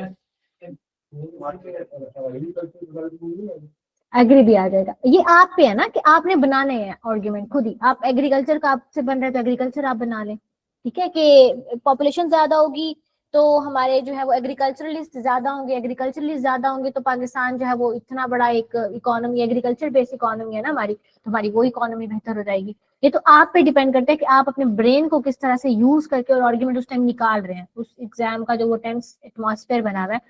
तो एक मार्केट वाला हम उसको थोड़ा सा मोल्ड करने की कोशिश करते हैं। आप लोग कह रहे हैं कि मार्केट एक्सपैंड होगी, हम ये कर लेते हैं कि ग्रेटर नंबर ऑफ एंटरप्रेन्योर ज्यादा होंगे, तो जितने एंटरप्रेन्योर होते हैं वो ये होता है ना कि वो यहाँ पाकिस्तान में बैठ के ऑपरेट करेंगे तो बाहर के मुल्क से पैसा हमारे पास आता है। यही होता है ना ऑनलाइन बिजनेस में, जो हम अर्न कर रहे होते हैं वो डिजिटल करेंसी में हमारे पास आ रहा होता है। तो हम इसको यूं कर लेते हैं कि इंक्रीज इंक्रीज नंबर ऑफ, अच्छा पेपर्स में इस तरह के सिंबल्स नहीं यूज करने, पूरा नेम लिखना है, नंबर लिखना है, ठीक है, कि मैं अभी टाइम शॉर्ट है तो इसलिए हम कर रहे हैं। Increase number of entrepreneur and businessman capturing, जो बाहर से हमारे पास रकम आते हैं ना उसको क्या कहते हैं? फॉरेन डायरेक्ट इन्वेस्टमेंट कहते हैं ना। रेमिटेंसेस तो वो होता है ना जो बाहर कमा रहा होता है और वो भेजता है, जो हम यहाँ पे बैठ के ले रहे होते हैं ना वो sort of foreign direct investment होती है। यानी कि हम यहाँ से बैठे हुए फॉरेन डायरेक्ट इन्वेस्टमेंट को कैप्चर कर रहे हैं। तो ये क्या हुआ, अब कोई डाटा आप लोगों ने प्रिपेयर नहीं किया हुआ था, नहीं किया हुआ था ना पॉपुलेशन ग्रोथ पे, आपको नहीं पता था कि हमें ऐसे सॉल्व करना, लेकिन आपने अपने इर्द गिर्द में देखना स्टार्ट किया उसको, तो ये आपने आर्ग्यूमेंट बना लिया, ठीक है जी। हाँ ये भी हो सकता है। अच्छा वो आप जो कह रहे हैं, आप कह रहे हैं कि छोटी सी फ्रेज बना लें, आप छोटी सी फ्रेज बना लें, छोटी सी भी बना सकते हैं आप, ठीक है। तो मेरा पैटर्न ये था कि मैं थोड़ी सी लंबी फ्रेजेस बनाती थी कि उसको क्लियर हो जाए। अगर आप छोटी फ्रेजेस बनाने के साथ कंफर्टेबल हैं, आप छोटी फ्रेज भी बना सकते हैं। जिन बच्चों से फ्रेज नहीं बन रही, सेंटेंस बनाना चाहते हैं, वो सेंटेंस भी बना सकते हैं। शर्त यह है कि वो सही होना चाहिए, ठीक है। आपकी किसमें एक्सपर्टीज जो है वो ज्यादा है, आप उसके साथ कंफर्टेबल होकर चल सकते हैं, वो आप बना सकते हैं, ठीक है। हाँ, और एक और शर्त ये है कि अगर आपने इस सेक्शन के अंदर सारी फ्रेजेस बनाएंगे, अब देखें आप, तो मेरी सारी आपको सिमेट्री नजर आ रही होगी। Increase in human resource leading to HRD, leading का वर्ड मैंने यहाँ पे यूज किया, यहाँ पे मैंने इंश्योरिंग का वर्ड यूज किया। उसको पढ़े ना तो आपका रिदम टूट नहीं जाओगा। Widen tax base ensuring GDP growth. फिर मैंने यहाँ पे लिखा greater number of labour force boosting industrial growth, ठीक है। फिर मैंने यहाँ पे लिखा कि increase number of entrepreneurs and businessman capturing foreign direct investment. यानी कि आप चारों पढ़ के देखें तो आपका वो फ्लो नहीं टूट रहा उसमें, ठीक है। यूनिफॉर्मिटी, इस चीज को कहते हैं कोहेरेंस, ठीक है, कि आपके जो एसे है उसमें कोहेरेंस इस तरह से होनी चाहिए। कोहेरेंस और क्लैरिटी जो होती है वो आपकी इस तरह से आती है। अगर आपने लिखा ना कि आपने जो बता रहे थे कि ग्रोइंग, हाँ आपने लिखा ग्रोइंग डोमेस्टिक मार्केट, तो फिर अगला आपका आर्ग्यूमेंट हो जाएगा इंक्रीजिंग ह्यूमन रिसोर्स डेवलपमेंट, ठीक है। पहला इंक्रीजिंग ह्यूमन रिसोर्स डेवलपमेंट, दूसरा हो गया आपका ग्रोइंग मार्केट वाला जो भी था, तीसरा आपका हो जाएगा वाइडनिंग टैक्स बेस, फिर अगला आपका हो जाएगा increasing number of entrepreneurs and businessman, और ऊपर वाला हो जाएगा बूस्टिंग इंडस्ट्रियल ग्रोथ या लेबर फोर्स। यानी कि आपके सारे अब जो फ्रेज के पहले पहले वर्ड थे वो सेम सेम हो गए, boosting, widening, growing, increasing, expanding, multiplying जो भी था, ठीक है। तो इस चीज का भी आपने अपनी आउटलाइन में खास ख्याल रखना होता है। केस इन पॉइंट भी दे सकते हैं। नहीं, केस इन पॉइंट्स आपको जहां पे आते हैं आपने वहां पे लिखना है, ठीक है। हाँ, मैं वो भी बताती हूँ कि अगर आपको आते हैं केस इन पॉइंट तो आप लोगों ने किस तरह से जो है वो देने हैं। यहाँ तक पहले मुझे बता दें कि यहाँ तक क्लियर हो गया सब बच्चों को। अब चले आप लोग अगले आर्गुमेंट सोचें, क्योंकि ये वाली आउटलाइन जो है हमने पूरी लिखनी है। अच्छा, वो ऑनलाइन बच्चों का देखते थे Naila career developmental schemes. Naila developmental schemes का क्या पूरा आर्ग्यूमेंट लिखे ना आप।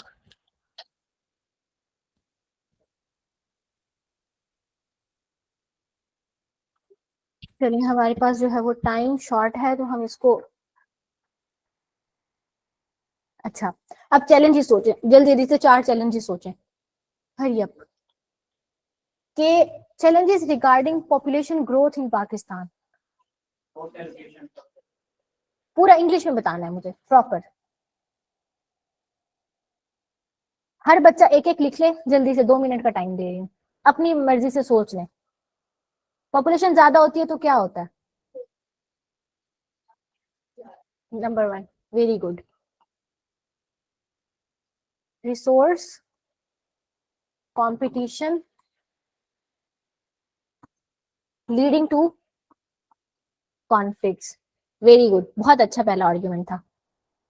हाँ जी, बाकी 3 लिखवाने हैं, जल्दी जल्दी से लिखवाएं, क्योंकि इन्हीं से हमने थीसिस स्टेटमेंट भी बनानी है और इन्हीं से आगे हमने ये वाला ऐसे कंप्लीट करके जाना है यहाँ से। हाँ, अनएम्प्लॉयमेंट के ज्यादा लोग होंगे तो क्या होगा कि हमारे पास अनएम्प्लॉयमेंट एंड जॉब लॉस। अच्छा, इन्फ्लेशन वाला हम और बना लेते हैं, ठीक है। लेकिन आप देखें कि पॉपुलेशन ग्रोथ से इन्फ्लेशन कैसे होती है? इन्फ्लेशन तो एक इकोनॉमिक इशू नहीं है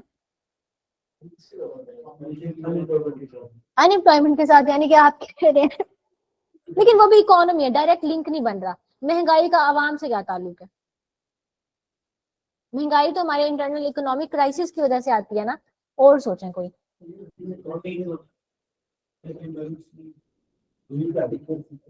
सिक्योरिटी वाला भी पॉइंट यहाँ से अच्छा है, आपका पॉइंट भी अच्छा है। Check and balance, check and balance in a sense हम इन दोनों को कंबाइन ना कर दें, चेक एंड बैलेंस को भी और सिक्योरिटी को भी, कि लोगों के ऊपर हम चेक एंड बैलेंस नहीं रख पाते, जिसकी वजह से वो क्रिमिनल क्राइम रेट बढ़ना स्टार्ट हो जाता है, ठीक है। तो हम यूं कर लेते हैं कि security issues leading to weak checks and balances, ठीक है। एडमिनिस्ट्रेटिव इश्यूज भी हो सकता है। नेक्स्ट एक और आर्ग्यूमेंट बनवाएं। पैराग्राफ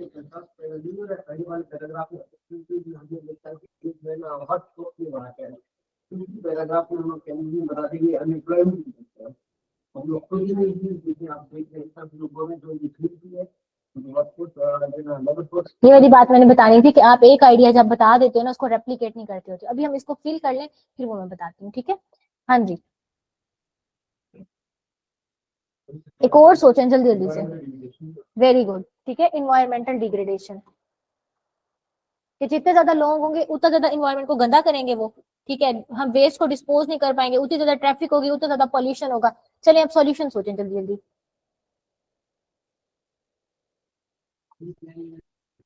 हाँ, नंबर 1 हम फैमिली प्लानिंग।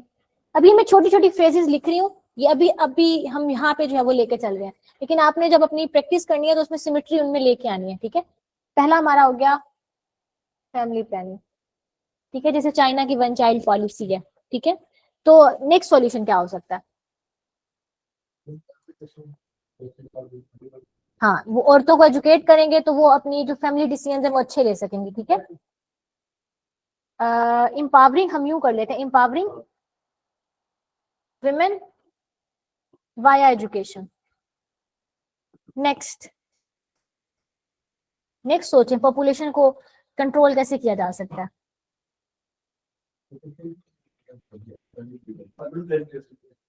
अपॉर्चुनिटीज किस चीज की? इकोनॉमिक अपॉर्चुनिटी, यानी कि जितने लोग हैं उनको सस्टेनेबल लाइवलीहुड दें, हम हैं उनको जिंदगी गुजारने की जो है वो दें। हाँ, हम यूं कर लेते हैं कि एक्सपेंडिंग लिविंग, पर ये देखें ना, हम लिविंग कंडीशन उनको अच्छी देते जाएंगे वो तो पॉपुलेशन और बढ़ती जाएगी। जी नहीं, हमारा मसला ये है कि हमने कम करना है उनको, कम करना है उनको। हम उनको अच्छा लाइफस्टाइल देंगे वो तो और आबादी उनकी बढ़ती जाएगी, ठीक है। तो आप लोगों ने इस तरह से सोचना है, प्रेगमेटिक तरीके से, ठीक है। कोई और सोचें। हम ये भी तो लिख सकते हैं कि जो हमारे मौलवी हजरात हैं हम उनकी काउंसलिंग करें, ठीक है, क्योंकि सबसे मेन इशू वही रेस करते हैं ना जब हम पॉपुलेशन को कम करने की बात करते हैं, वो अपना इस्लाम और वो ऑर्थोडॉक्स नजरिए लेके बैठ जाते हैं।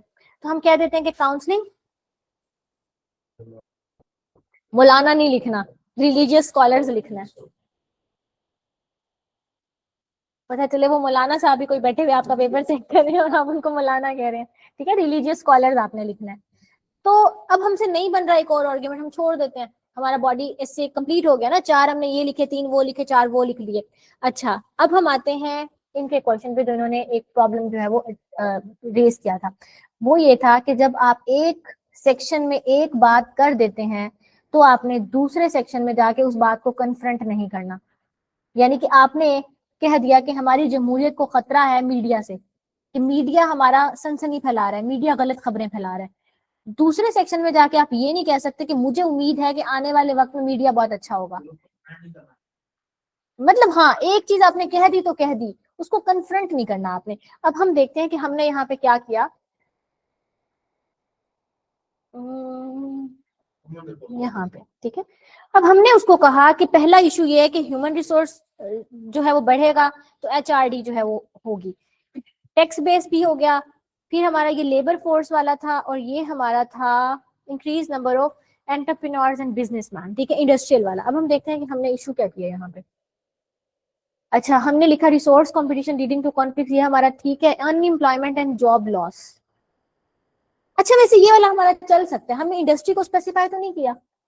वो तो हमने स्पेसिफिकली इंडस्ट्री में लिखा था कि ज्यादा लोग होंगे तो इंडस्ट्री में जाएंगे, इंडस्ट्री में जाएंगे तो वहां पे जाके जो है वो इंडस्ट्रियल ग्रोथ होगी। यहाँ पे हमने जेनेरिक लिखा है अनएम्प्लॉयमेंट एंड जॉब लॉस, ठीक है, यहाँ पे चल सकता है। लेकिन कहने का मकसद ये है कि आपने एक बात को अगर लिख दिया है तो आपने जाके दोबारा से उसको कन्फ्रंट नहीं करना।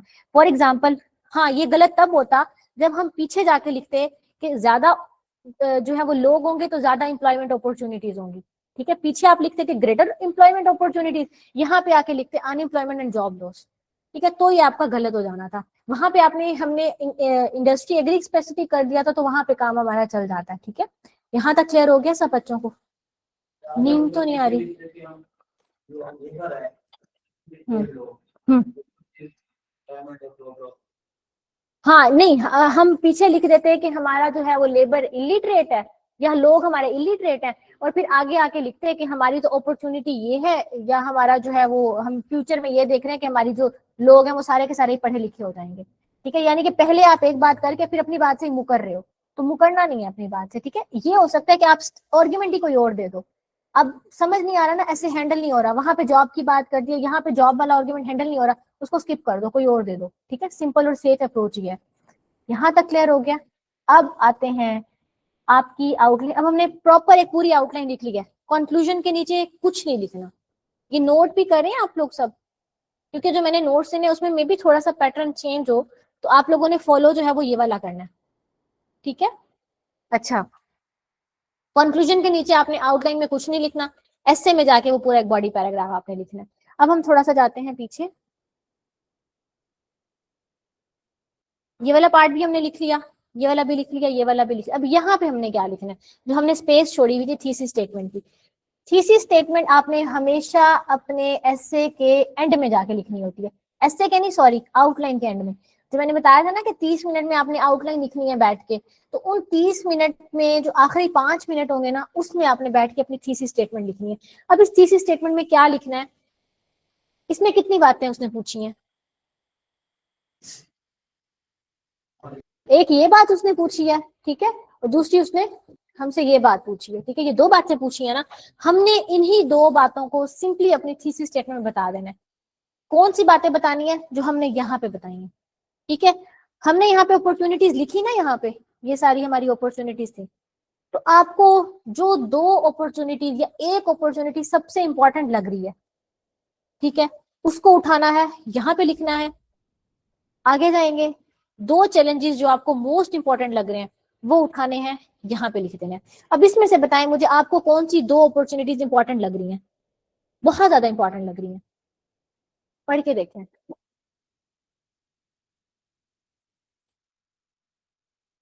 पढ़े ना, बहुत मुश्किल टास्क तो नहीं दिया। हाँ, आप कह रहे हैं एचआरडी वाला एक हम एग्जामिनर को बताना चाहते हैं कि मैं एचआरडी की बात करूंगा, कोई और बच्चा बताए कि और हम कौन सी बात दें उसको। एक हमने एचआरडी की दी, एक हमने टैक्स की दी, एक हमने लेबर फोर्स की दी, एक हमने एंटरप्रेन्योर वाली दी। लेबर फोर्स वाली, यानी कि आप बच्चे चाह रहे हैं कि हम उसको कहें कि हमने इस पे बात करनी है, उस पे भी बात करनी है। ओके, हो गया। फिर अब हम आगे आते हैं, आपको ये क्या हो गया,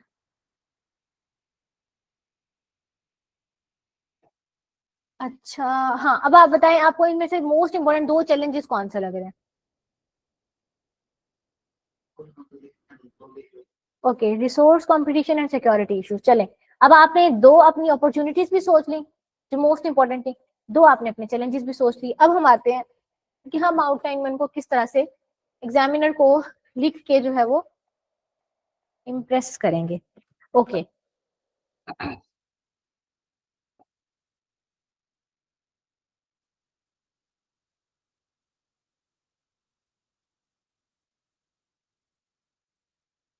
किसी भी तरह का कोई पंक्चुएशन मार्क नहीं लगाना। बहुत सारे बच्चों की आदत होती है वो ये मार्क यूज कर देते हैं, ये वाला मार्क आप लोगों ने यूज नहीं करना। सिंपली यहाँ पे थीसिस स्टेटमेंट लिखते हुए इंडेंटेशन स्पेस देनी है इतनी, और यहाँ से स्टार्ट कर देना है, यहाँ से स्टार्ट कर देना है। अब हम लिखेंगे कि population growth,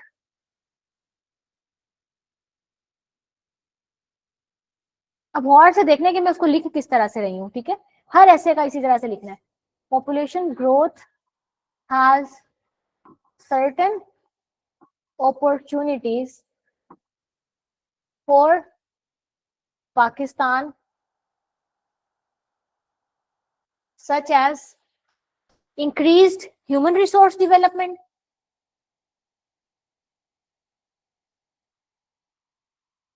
and greater number of labor force।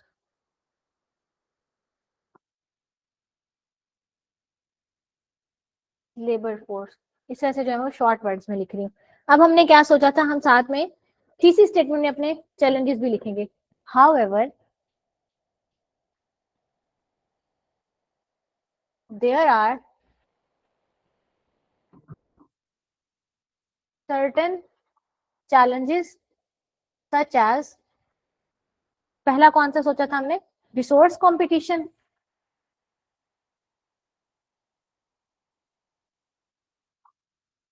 And security issues.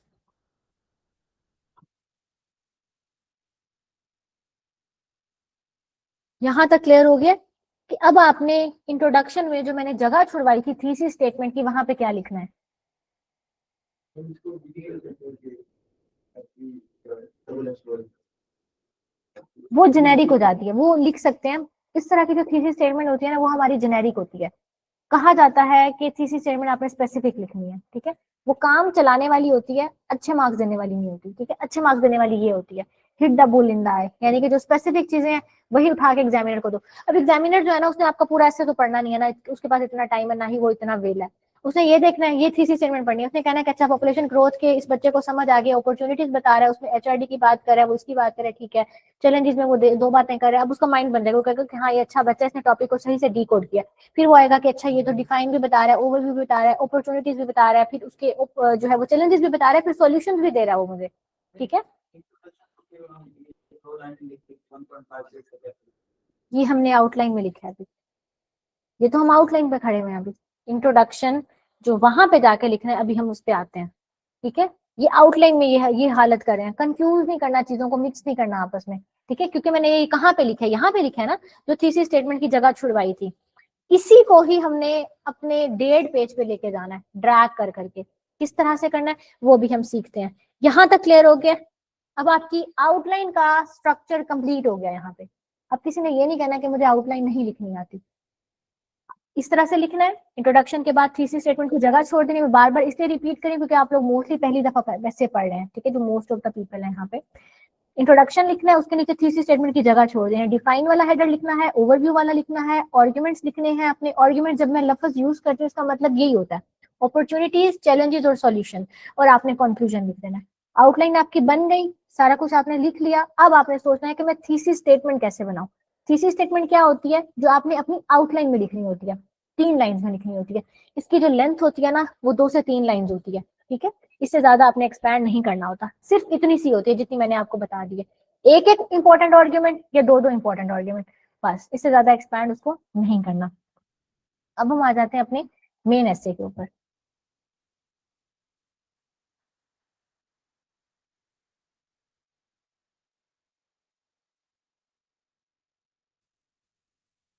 अच्छा यहीं पे लिख लेते हैं।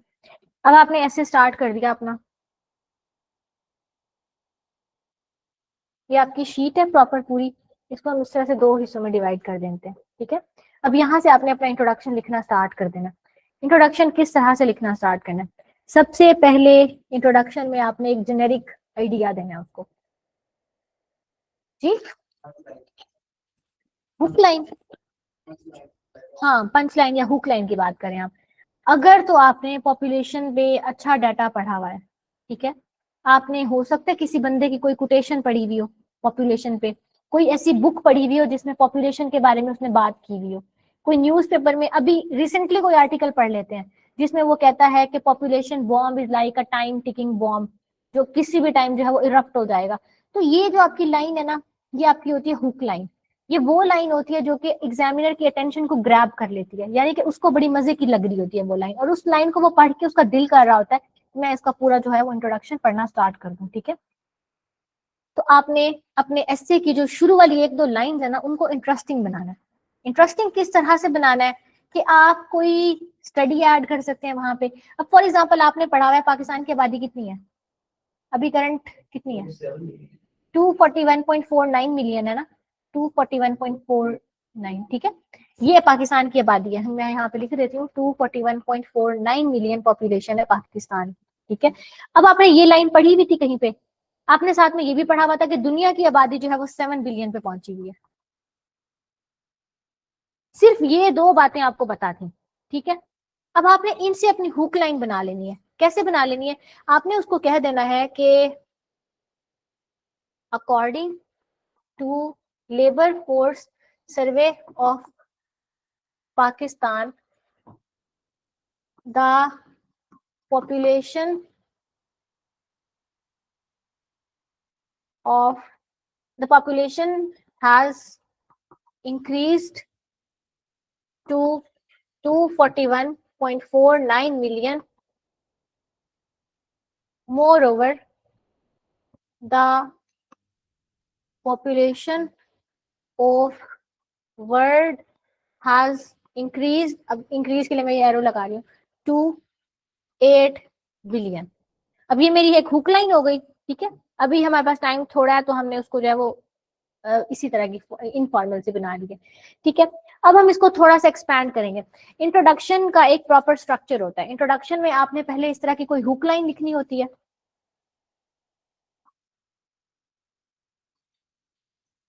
ये आपकी हुक लाइन होती है। हुक लाइन के बाद आपने इंट्रोडक्शन में उस हुक लाइन को लिंक करना होता है अपने मेन टाइटल के साथ। अब इसको आपने लिंक करना है टाइटल के साथ, ठीक है। हमारा टाइटल क्या था? Population growth, opportunities and challenges. So अब हम यहां से जो है अब उसको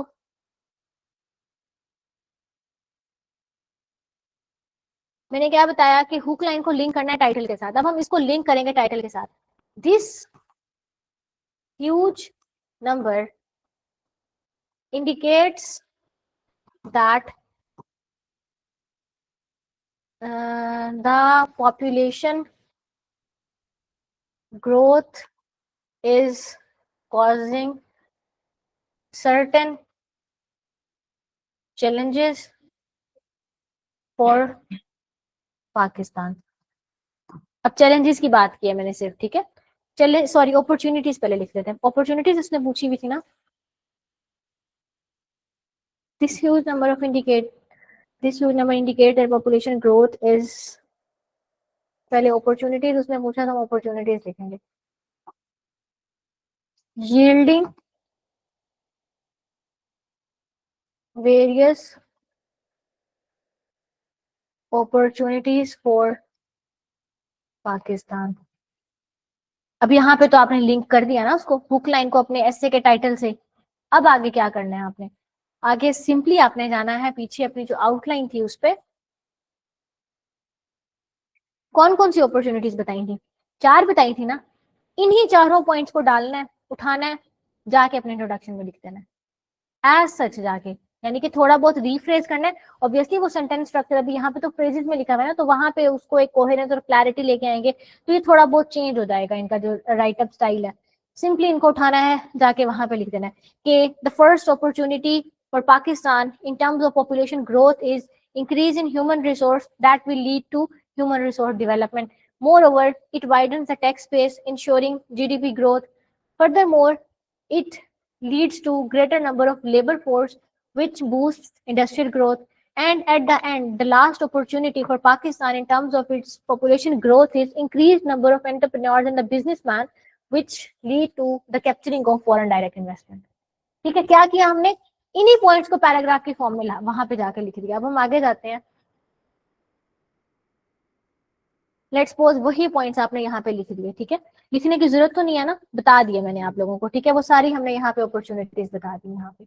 अब हम आ जाते हैं यहाँ पे, ये वाला एक पेज हमारा खत्म हो गया, हमारा 70% ऑफ द पेज है। अब अपॉर्चुनिटीज के साथ दूसरी चीज उसने कौन सी पूछी हुई थी? चैलेंजेस पूछे हुए थे ना। तो अब आप यहाँ पे लिखना स्टार्ट कर देंगे कि however there are certain challenges. Challenges कौन कौन से हैं वो हम यहाँ पे लिखना स्टार्ट कर देंगे।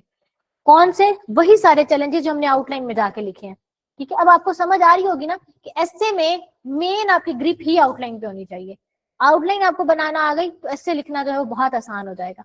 अब हमने कहाँ पे लिखे थे? अपने यहाँ पे लिखे थे, नहीं हमने कहाँ पे लिखी थी? सीक्वेंस ऊपर नीचे हो गया इसका, दिस वन, ठीक है। तो हमने ये चैलेंजेस लिखे थे। अब आपने सिंपली यहाँ से उठाने हैं कि however there are certain challenges related to population growth in Pakistan, such as it leads to resource competition and unemployment and job loss. Moreover, it results in various security issues and environmental degradation. हो गया ना? अब समझ नहीं आ रहा था कि introduction तो 1.5 पेज का होता है तो हमने कैसे लिखना है, ये तो 1.5 पेज से भी ज्यादा क्रॉस हो जाएगा हमारा। तो हमने क्या करना है, अपने आप को कंट्रोल करना है। अब आ जाती है सॉल्यूशंस वाली बात। इंट्रोडक्शन में कंक्लूजन में फर्क ये होता है कि कंक्लूजन में आपने हुक लाइन नहीं डालनी होती। कंक्लूजन को आपने स्टार्ट करना होता है कुछ वर्ड से, जैसा कि इन अ नटशेल, कंक्लूसिवली या इन कंक्लूजन। इस बात का पता है सब लोगों को? कि कंक्लूजन को स्टार्ट करने से पहले आपने ये 3 वर्ड में से एक वर्ड यूज करना होता है, इन अ नटशेल, कंक्लूसिवली या इन कंक्लूजन, ठीक है, वो वर्ड आपने यूज करना है। अब कंक्लूजन और इंट्रोडक्शन में फर्क ये है कि इंट्रोडक्शन में जो सॉल्यूशंस होते हैं ना, ये वाले, इनको आपने टच करना होता है, सिर्फ 1 या 2 बताने होते हैं, थोड़े से बताने होते हैं। जो कंक्लूजन होता है ना, उसमें इन पार्ट्स को, जो ऊपर वाले पार्ट्स हैं, उनको कम लिखना होता है, सॉल्यूशंस को एक्सपैंड करके लिखना होता है। सिर्फ और सिर्फ इंट्रोडक्शन और कंक्लूजन में ये फर्क होता है। फॉर एग्जाम्पल, हम जो है कहाँ पे पहुंचे हैं,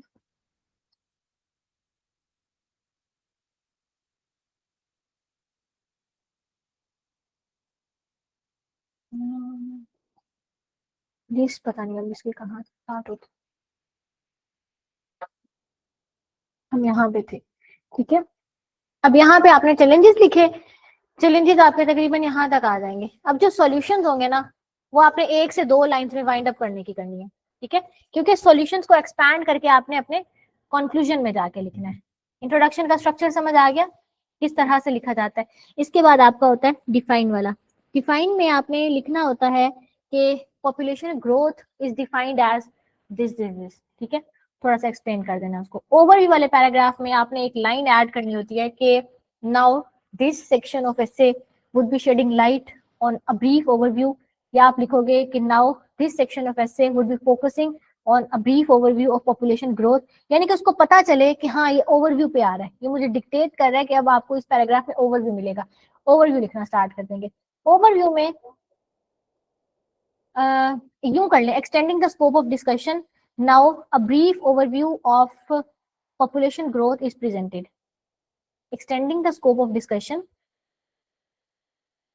ये इसको कहते हैं ट्रांजिशन सेंटेंस, ठीक है, जब आप ये हम यूज करते हैं पैराग्राफ को आपस में लिंक करने के लिए। Extending the scope of discussion,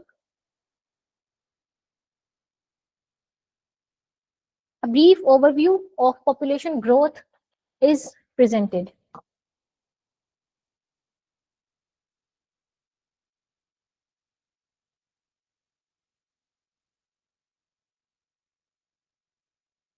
ठीक है,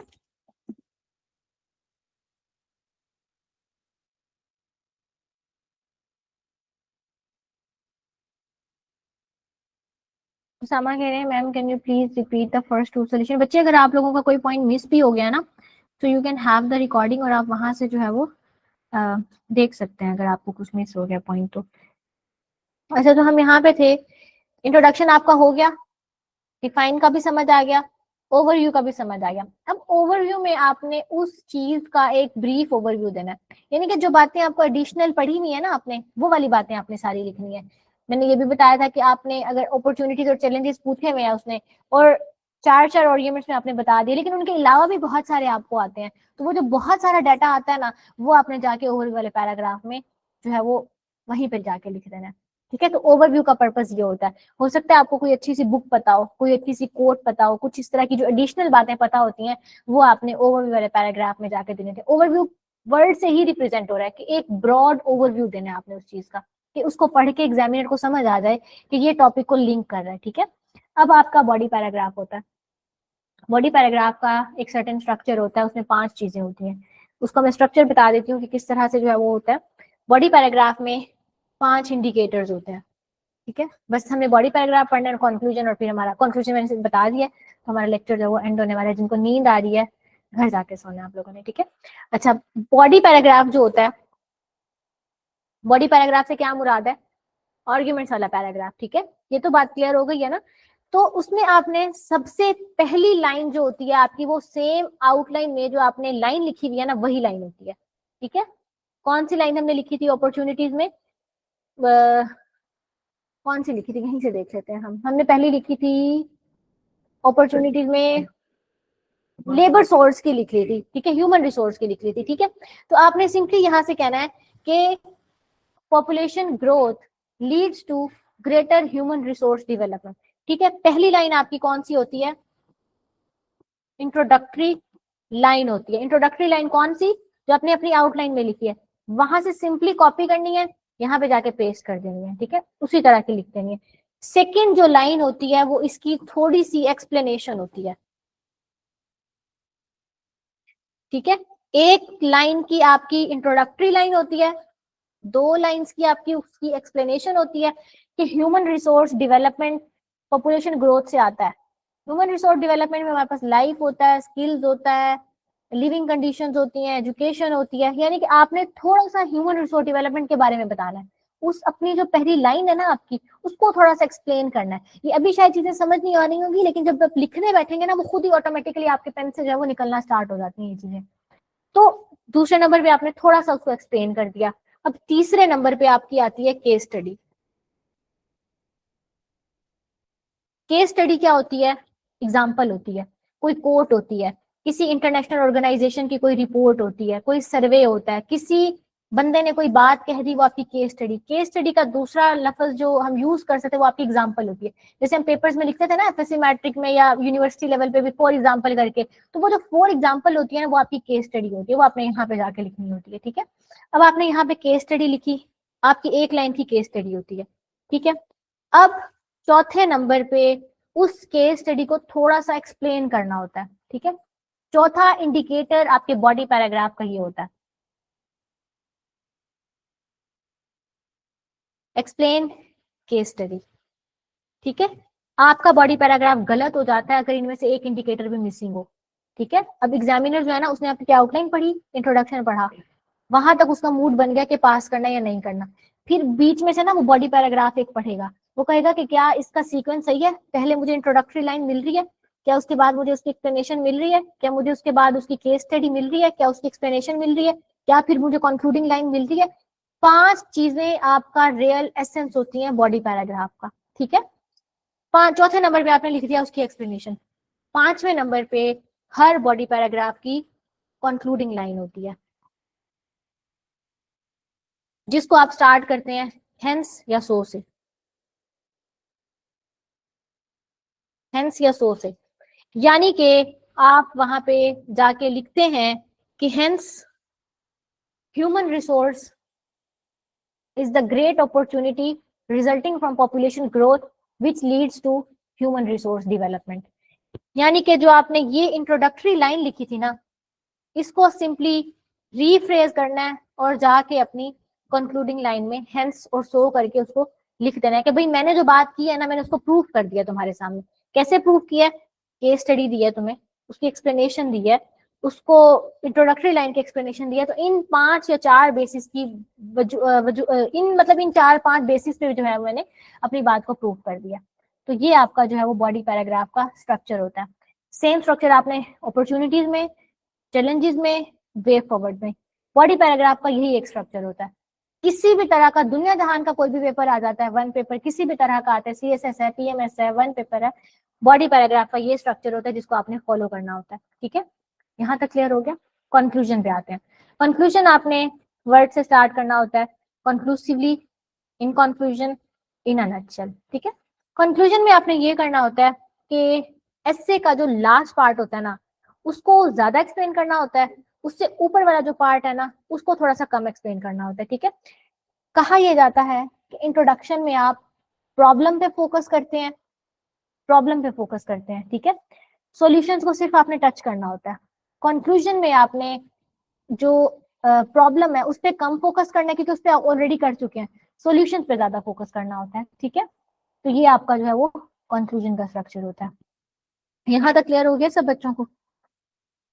इसके अलावा यहाँ पे किसी का कोई क्वेश्चन है तो वो मुझे बता दें, क्योंकि फिर हमारी क्लास का जो है वो टाइम एंड होने वाला है, तो हम इसको जो है वो वाइंड अप कर देता हूँ। जी अपॉर्चुनिटी जो रेफरेंस हम्म, ये रूल फॉलो करेंगे, ठीक है जो आपने बताया। ये चीजें आपने कहाँ से फॉलो करना स्टार्ट करनी है? ये यहाँ से। ठीक है, increase in human resource development, इसका तो स्ट्रक्चर अलग है ना, डिफाइन का स्ट्रक्चर अलग है, ओवरव्यू का स्ट्रक्चर अलग है। ठीक है, ये जो आर्ग्यूमेंट्स है ना, आर्ग्यूमेंट का स्ट्रक्चर ये होता है, जो बॉडी पैराग्राफ्स होते हैं ना उनका स्ट्रक्चर ये होता है। ये अपॉर्चुनिटीज में भी अप्लाई होगा, यहाँ पे हमारे चैलेंजेस में भी अप्लाई होगा, और उसके बाद जो लास्ट हमारे पास है सॉल्यूशन, उसमें भी अप्लाई होगा। ठीक है, इसके अलावा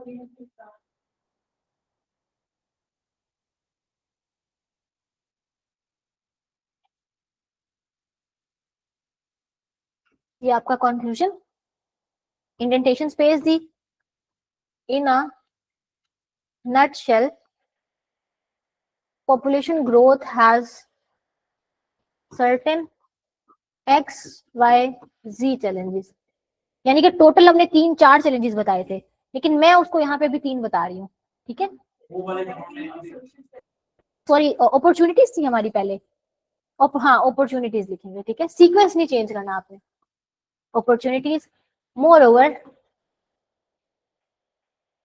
it has XYZ challenges, XYZ का मतलब है वो 3 फ्रेजेस लिख रही हैं, ठीक है, क्लियर हो गया ना। टाइम नहीं है तो मैं उसको XYZ कर रही हूँ, 3 प्रॉपर जो फ्रेजेस हमने लिखी थी वो लिखनी है, या 2-2 भी लिख सकते हैं। अब ये तकरीबन आपका ना यहाँ पे खत्म हो जाएगा, जल्दी खत्म हो जाएगा ये। फिर आपने यहाँ से स्टार्ट करना है कि however the issue of population growth can be addressed by certain pragmatic measures। अब यहाँ से आपने ड्रैग करना है, अपनी बात को खींचते जाना है, जो 4 सॉल्यूशन दिए हैं ना उनको लंबा लंबा करके यहाँ पे खींच के बताना है उसको, ठीक है। और एंड आपने कहाँ पे करना है, ऑप्टिमिस्टिक होप के ऊपर। एंड आपने यहाँ पे आपने 4 सॉल्यूशन बता दिए, XYZ जो है वो सॉल्यूशन बता दिए। फिर आपने किया कि in this way the issue of population growth can be effectively addressed. Simple, क्या किया आपने, एक ऑप्टिमिस्टिक होप पे एंड कर दिया।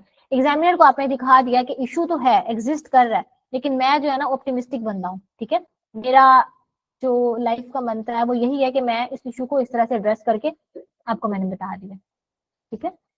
यहाँ तक क्लियर हो गया। अली अनस कह रहे हैं कि अगर केस स्टडी ना हो देन, बच्चे केस स्टडी आपने लाजमी लिखनी होती है, क्योंकि आपकी बात की कोई वर्थ नहीं होती।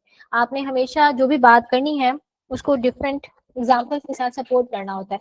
अब फॉर एग्जाम्पल मैंने कह दिया कि पाकिस्तान में करप्शन है, मेरी बात कोई नहीं सुनेगा, लेकिन अगर मैं कहूंगी कि हाँ ये स्टडी प्रूव करती है कि पाकिस्तान में करप्शन है, करप्शन परसेप्शन इंडेक्स कहता है कि पाकिस्तान की इतनी बुरी रैंकिंग है, तो मेरी बात की तब वर्थ होगी, मेरी बात तब मानी जाएगी, ठीक है। मैं कहती हूँ कि पाकिस्तान में इन्फ्लेशन है, कोई नहीं सुनेगा मेरी बात, लेकिन मैं कहती हूँ कि इकोनॉमिक सर्वे ऑफ पाकिस्तान कहता है कि पाकिस्तान में 27% जो है वो इन्फ्लेशन चल रही है, तो मेरी बात सुनी जाएगी, ठीक है। तो इस तरह से जो है आपने अपने ऐसे को लेके चलना होता है जी।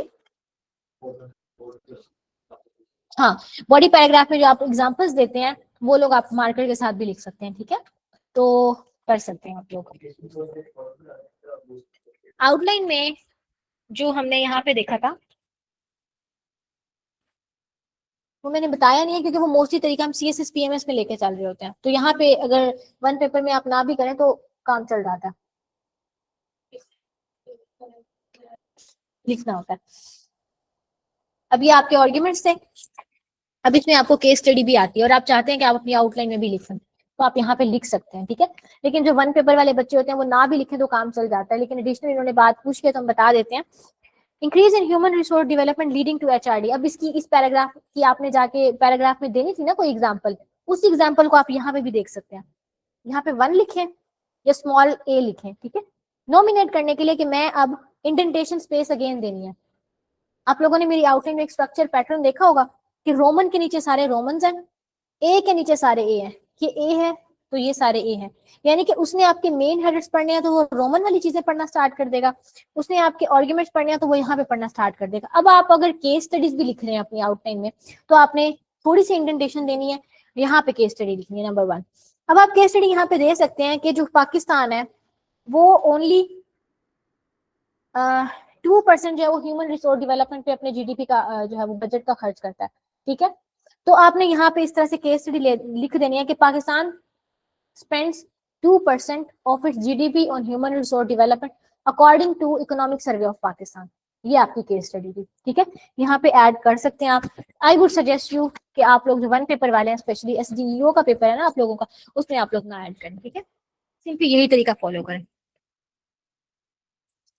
जब आप बॉडी पैराग्राफ लिख रहे होते हैं तो आपने कहा कि ह्यूमन रिसोर्स डेवलपमेंट की ये रेशो चल रही है, तो वहां पे जब आप बॉडी पैराग्राफ लिखते हैं आप कहते हैं according to economic survey of Pakistan the human resource development ratio is XYZ, ठीक है। अकॉर्डिंग टू से बात स्टार्ट करते हैं और फिर वहां पे आपने लिखना होता है, ठीक है।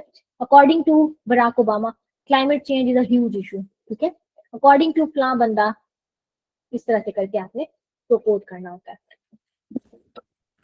ठीक है बच्चों। अल्लाह हाफिज। एंड इस जो चार जो ये मैंने कराए हैं, इस पे आउटलाइन लिखने की कोशिश करनी है आप लोगों ने। एक ऐसे तो मैंने पूरा कंप्लीट करा दिया, बाकी कंटेंट है वो आप लोगों से क्लियर हो जाएगा। और अल्लाह हाफिज।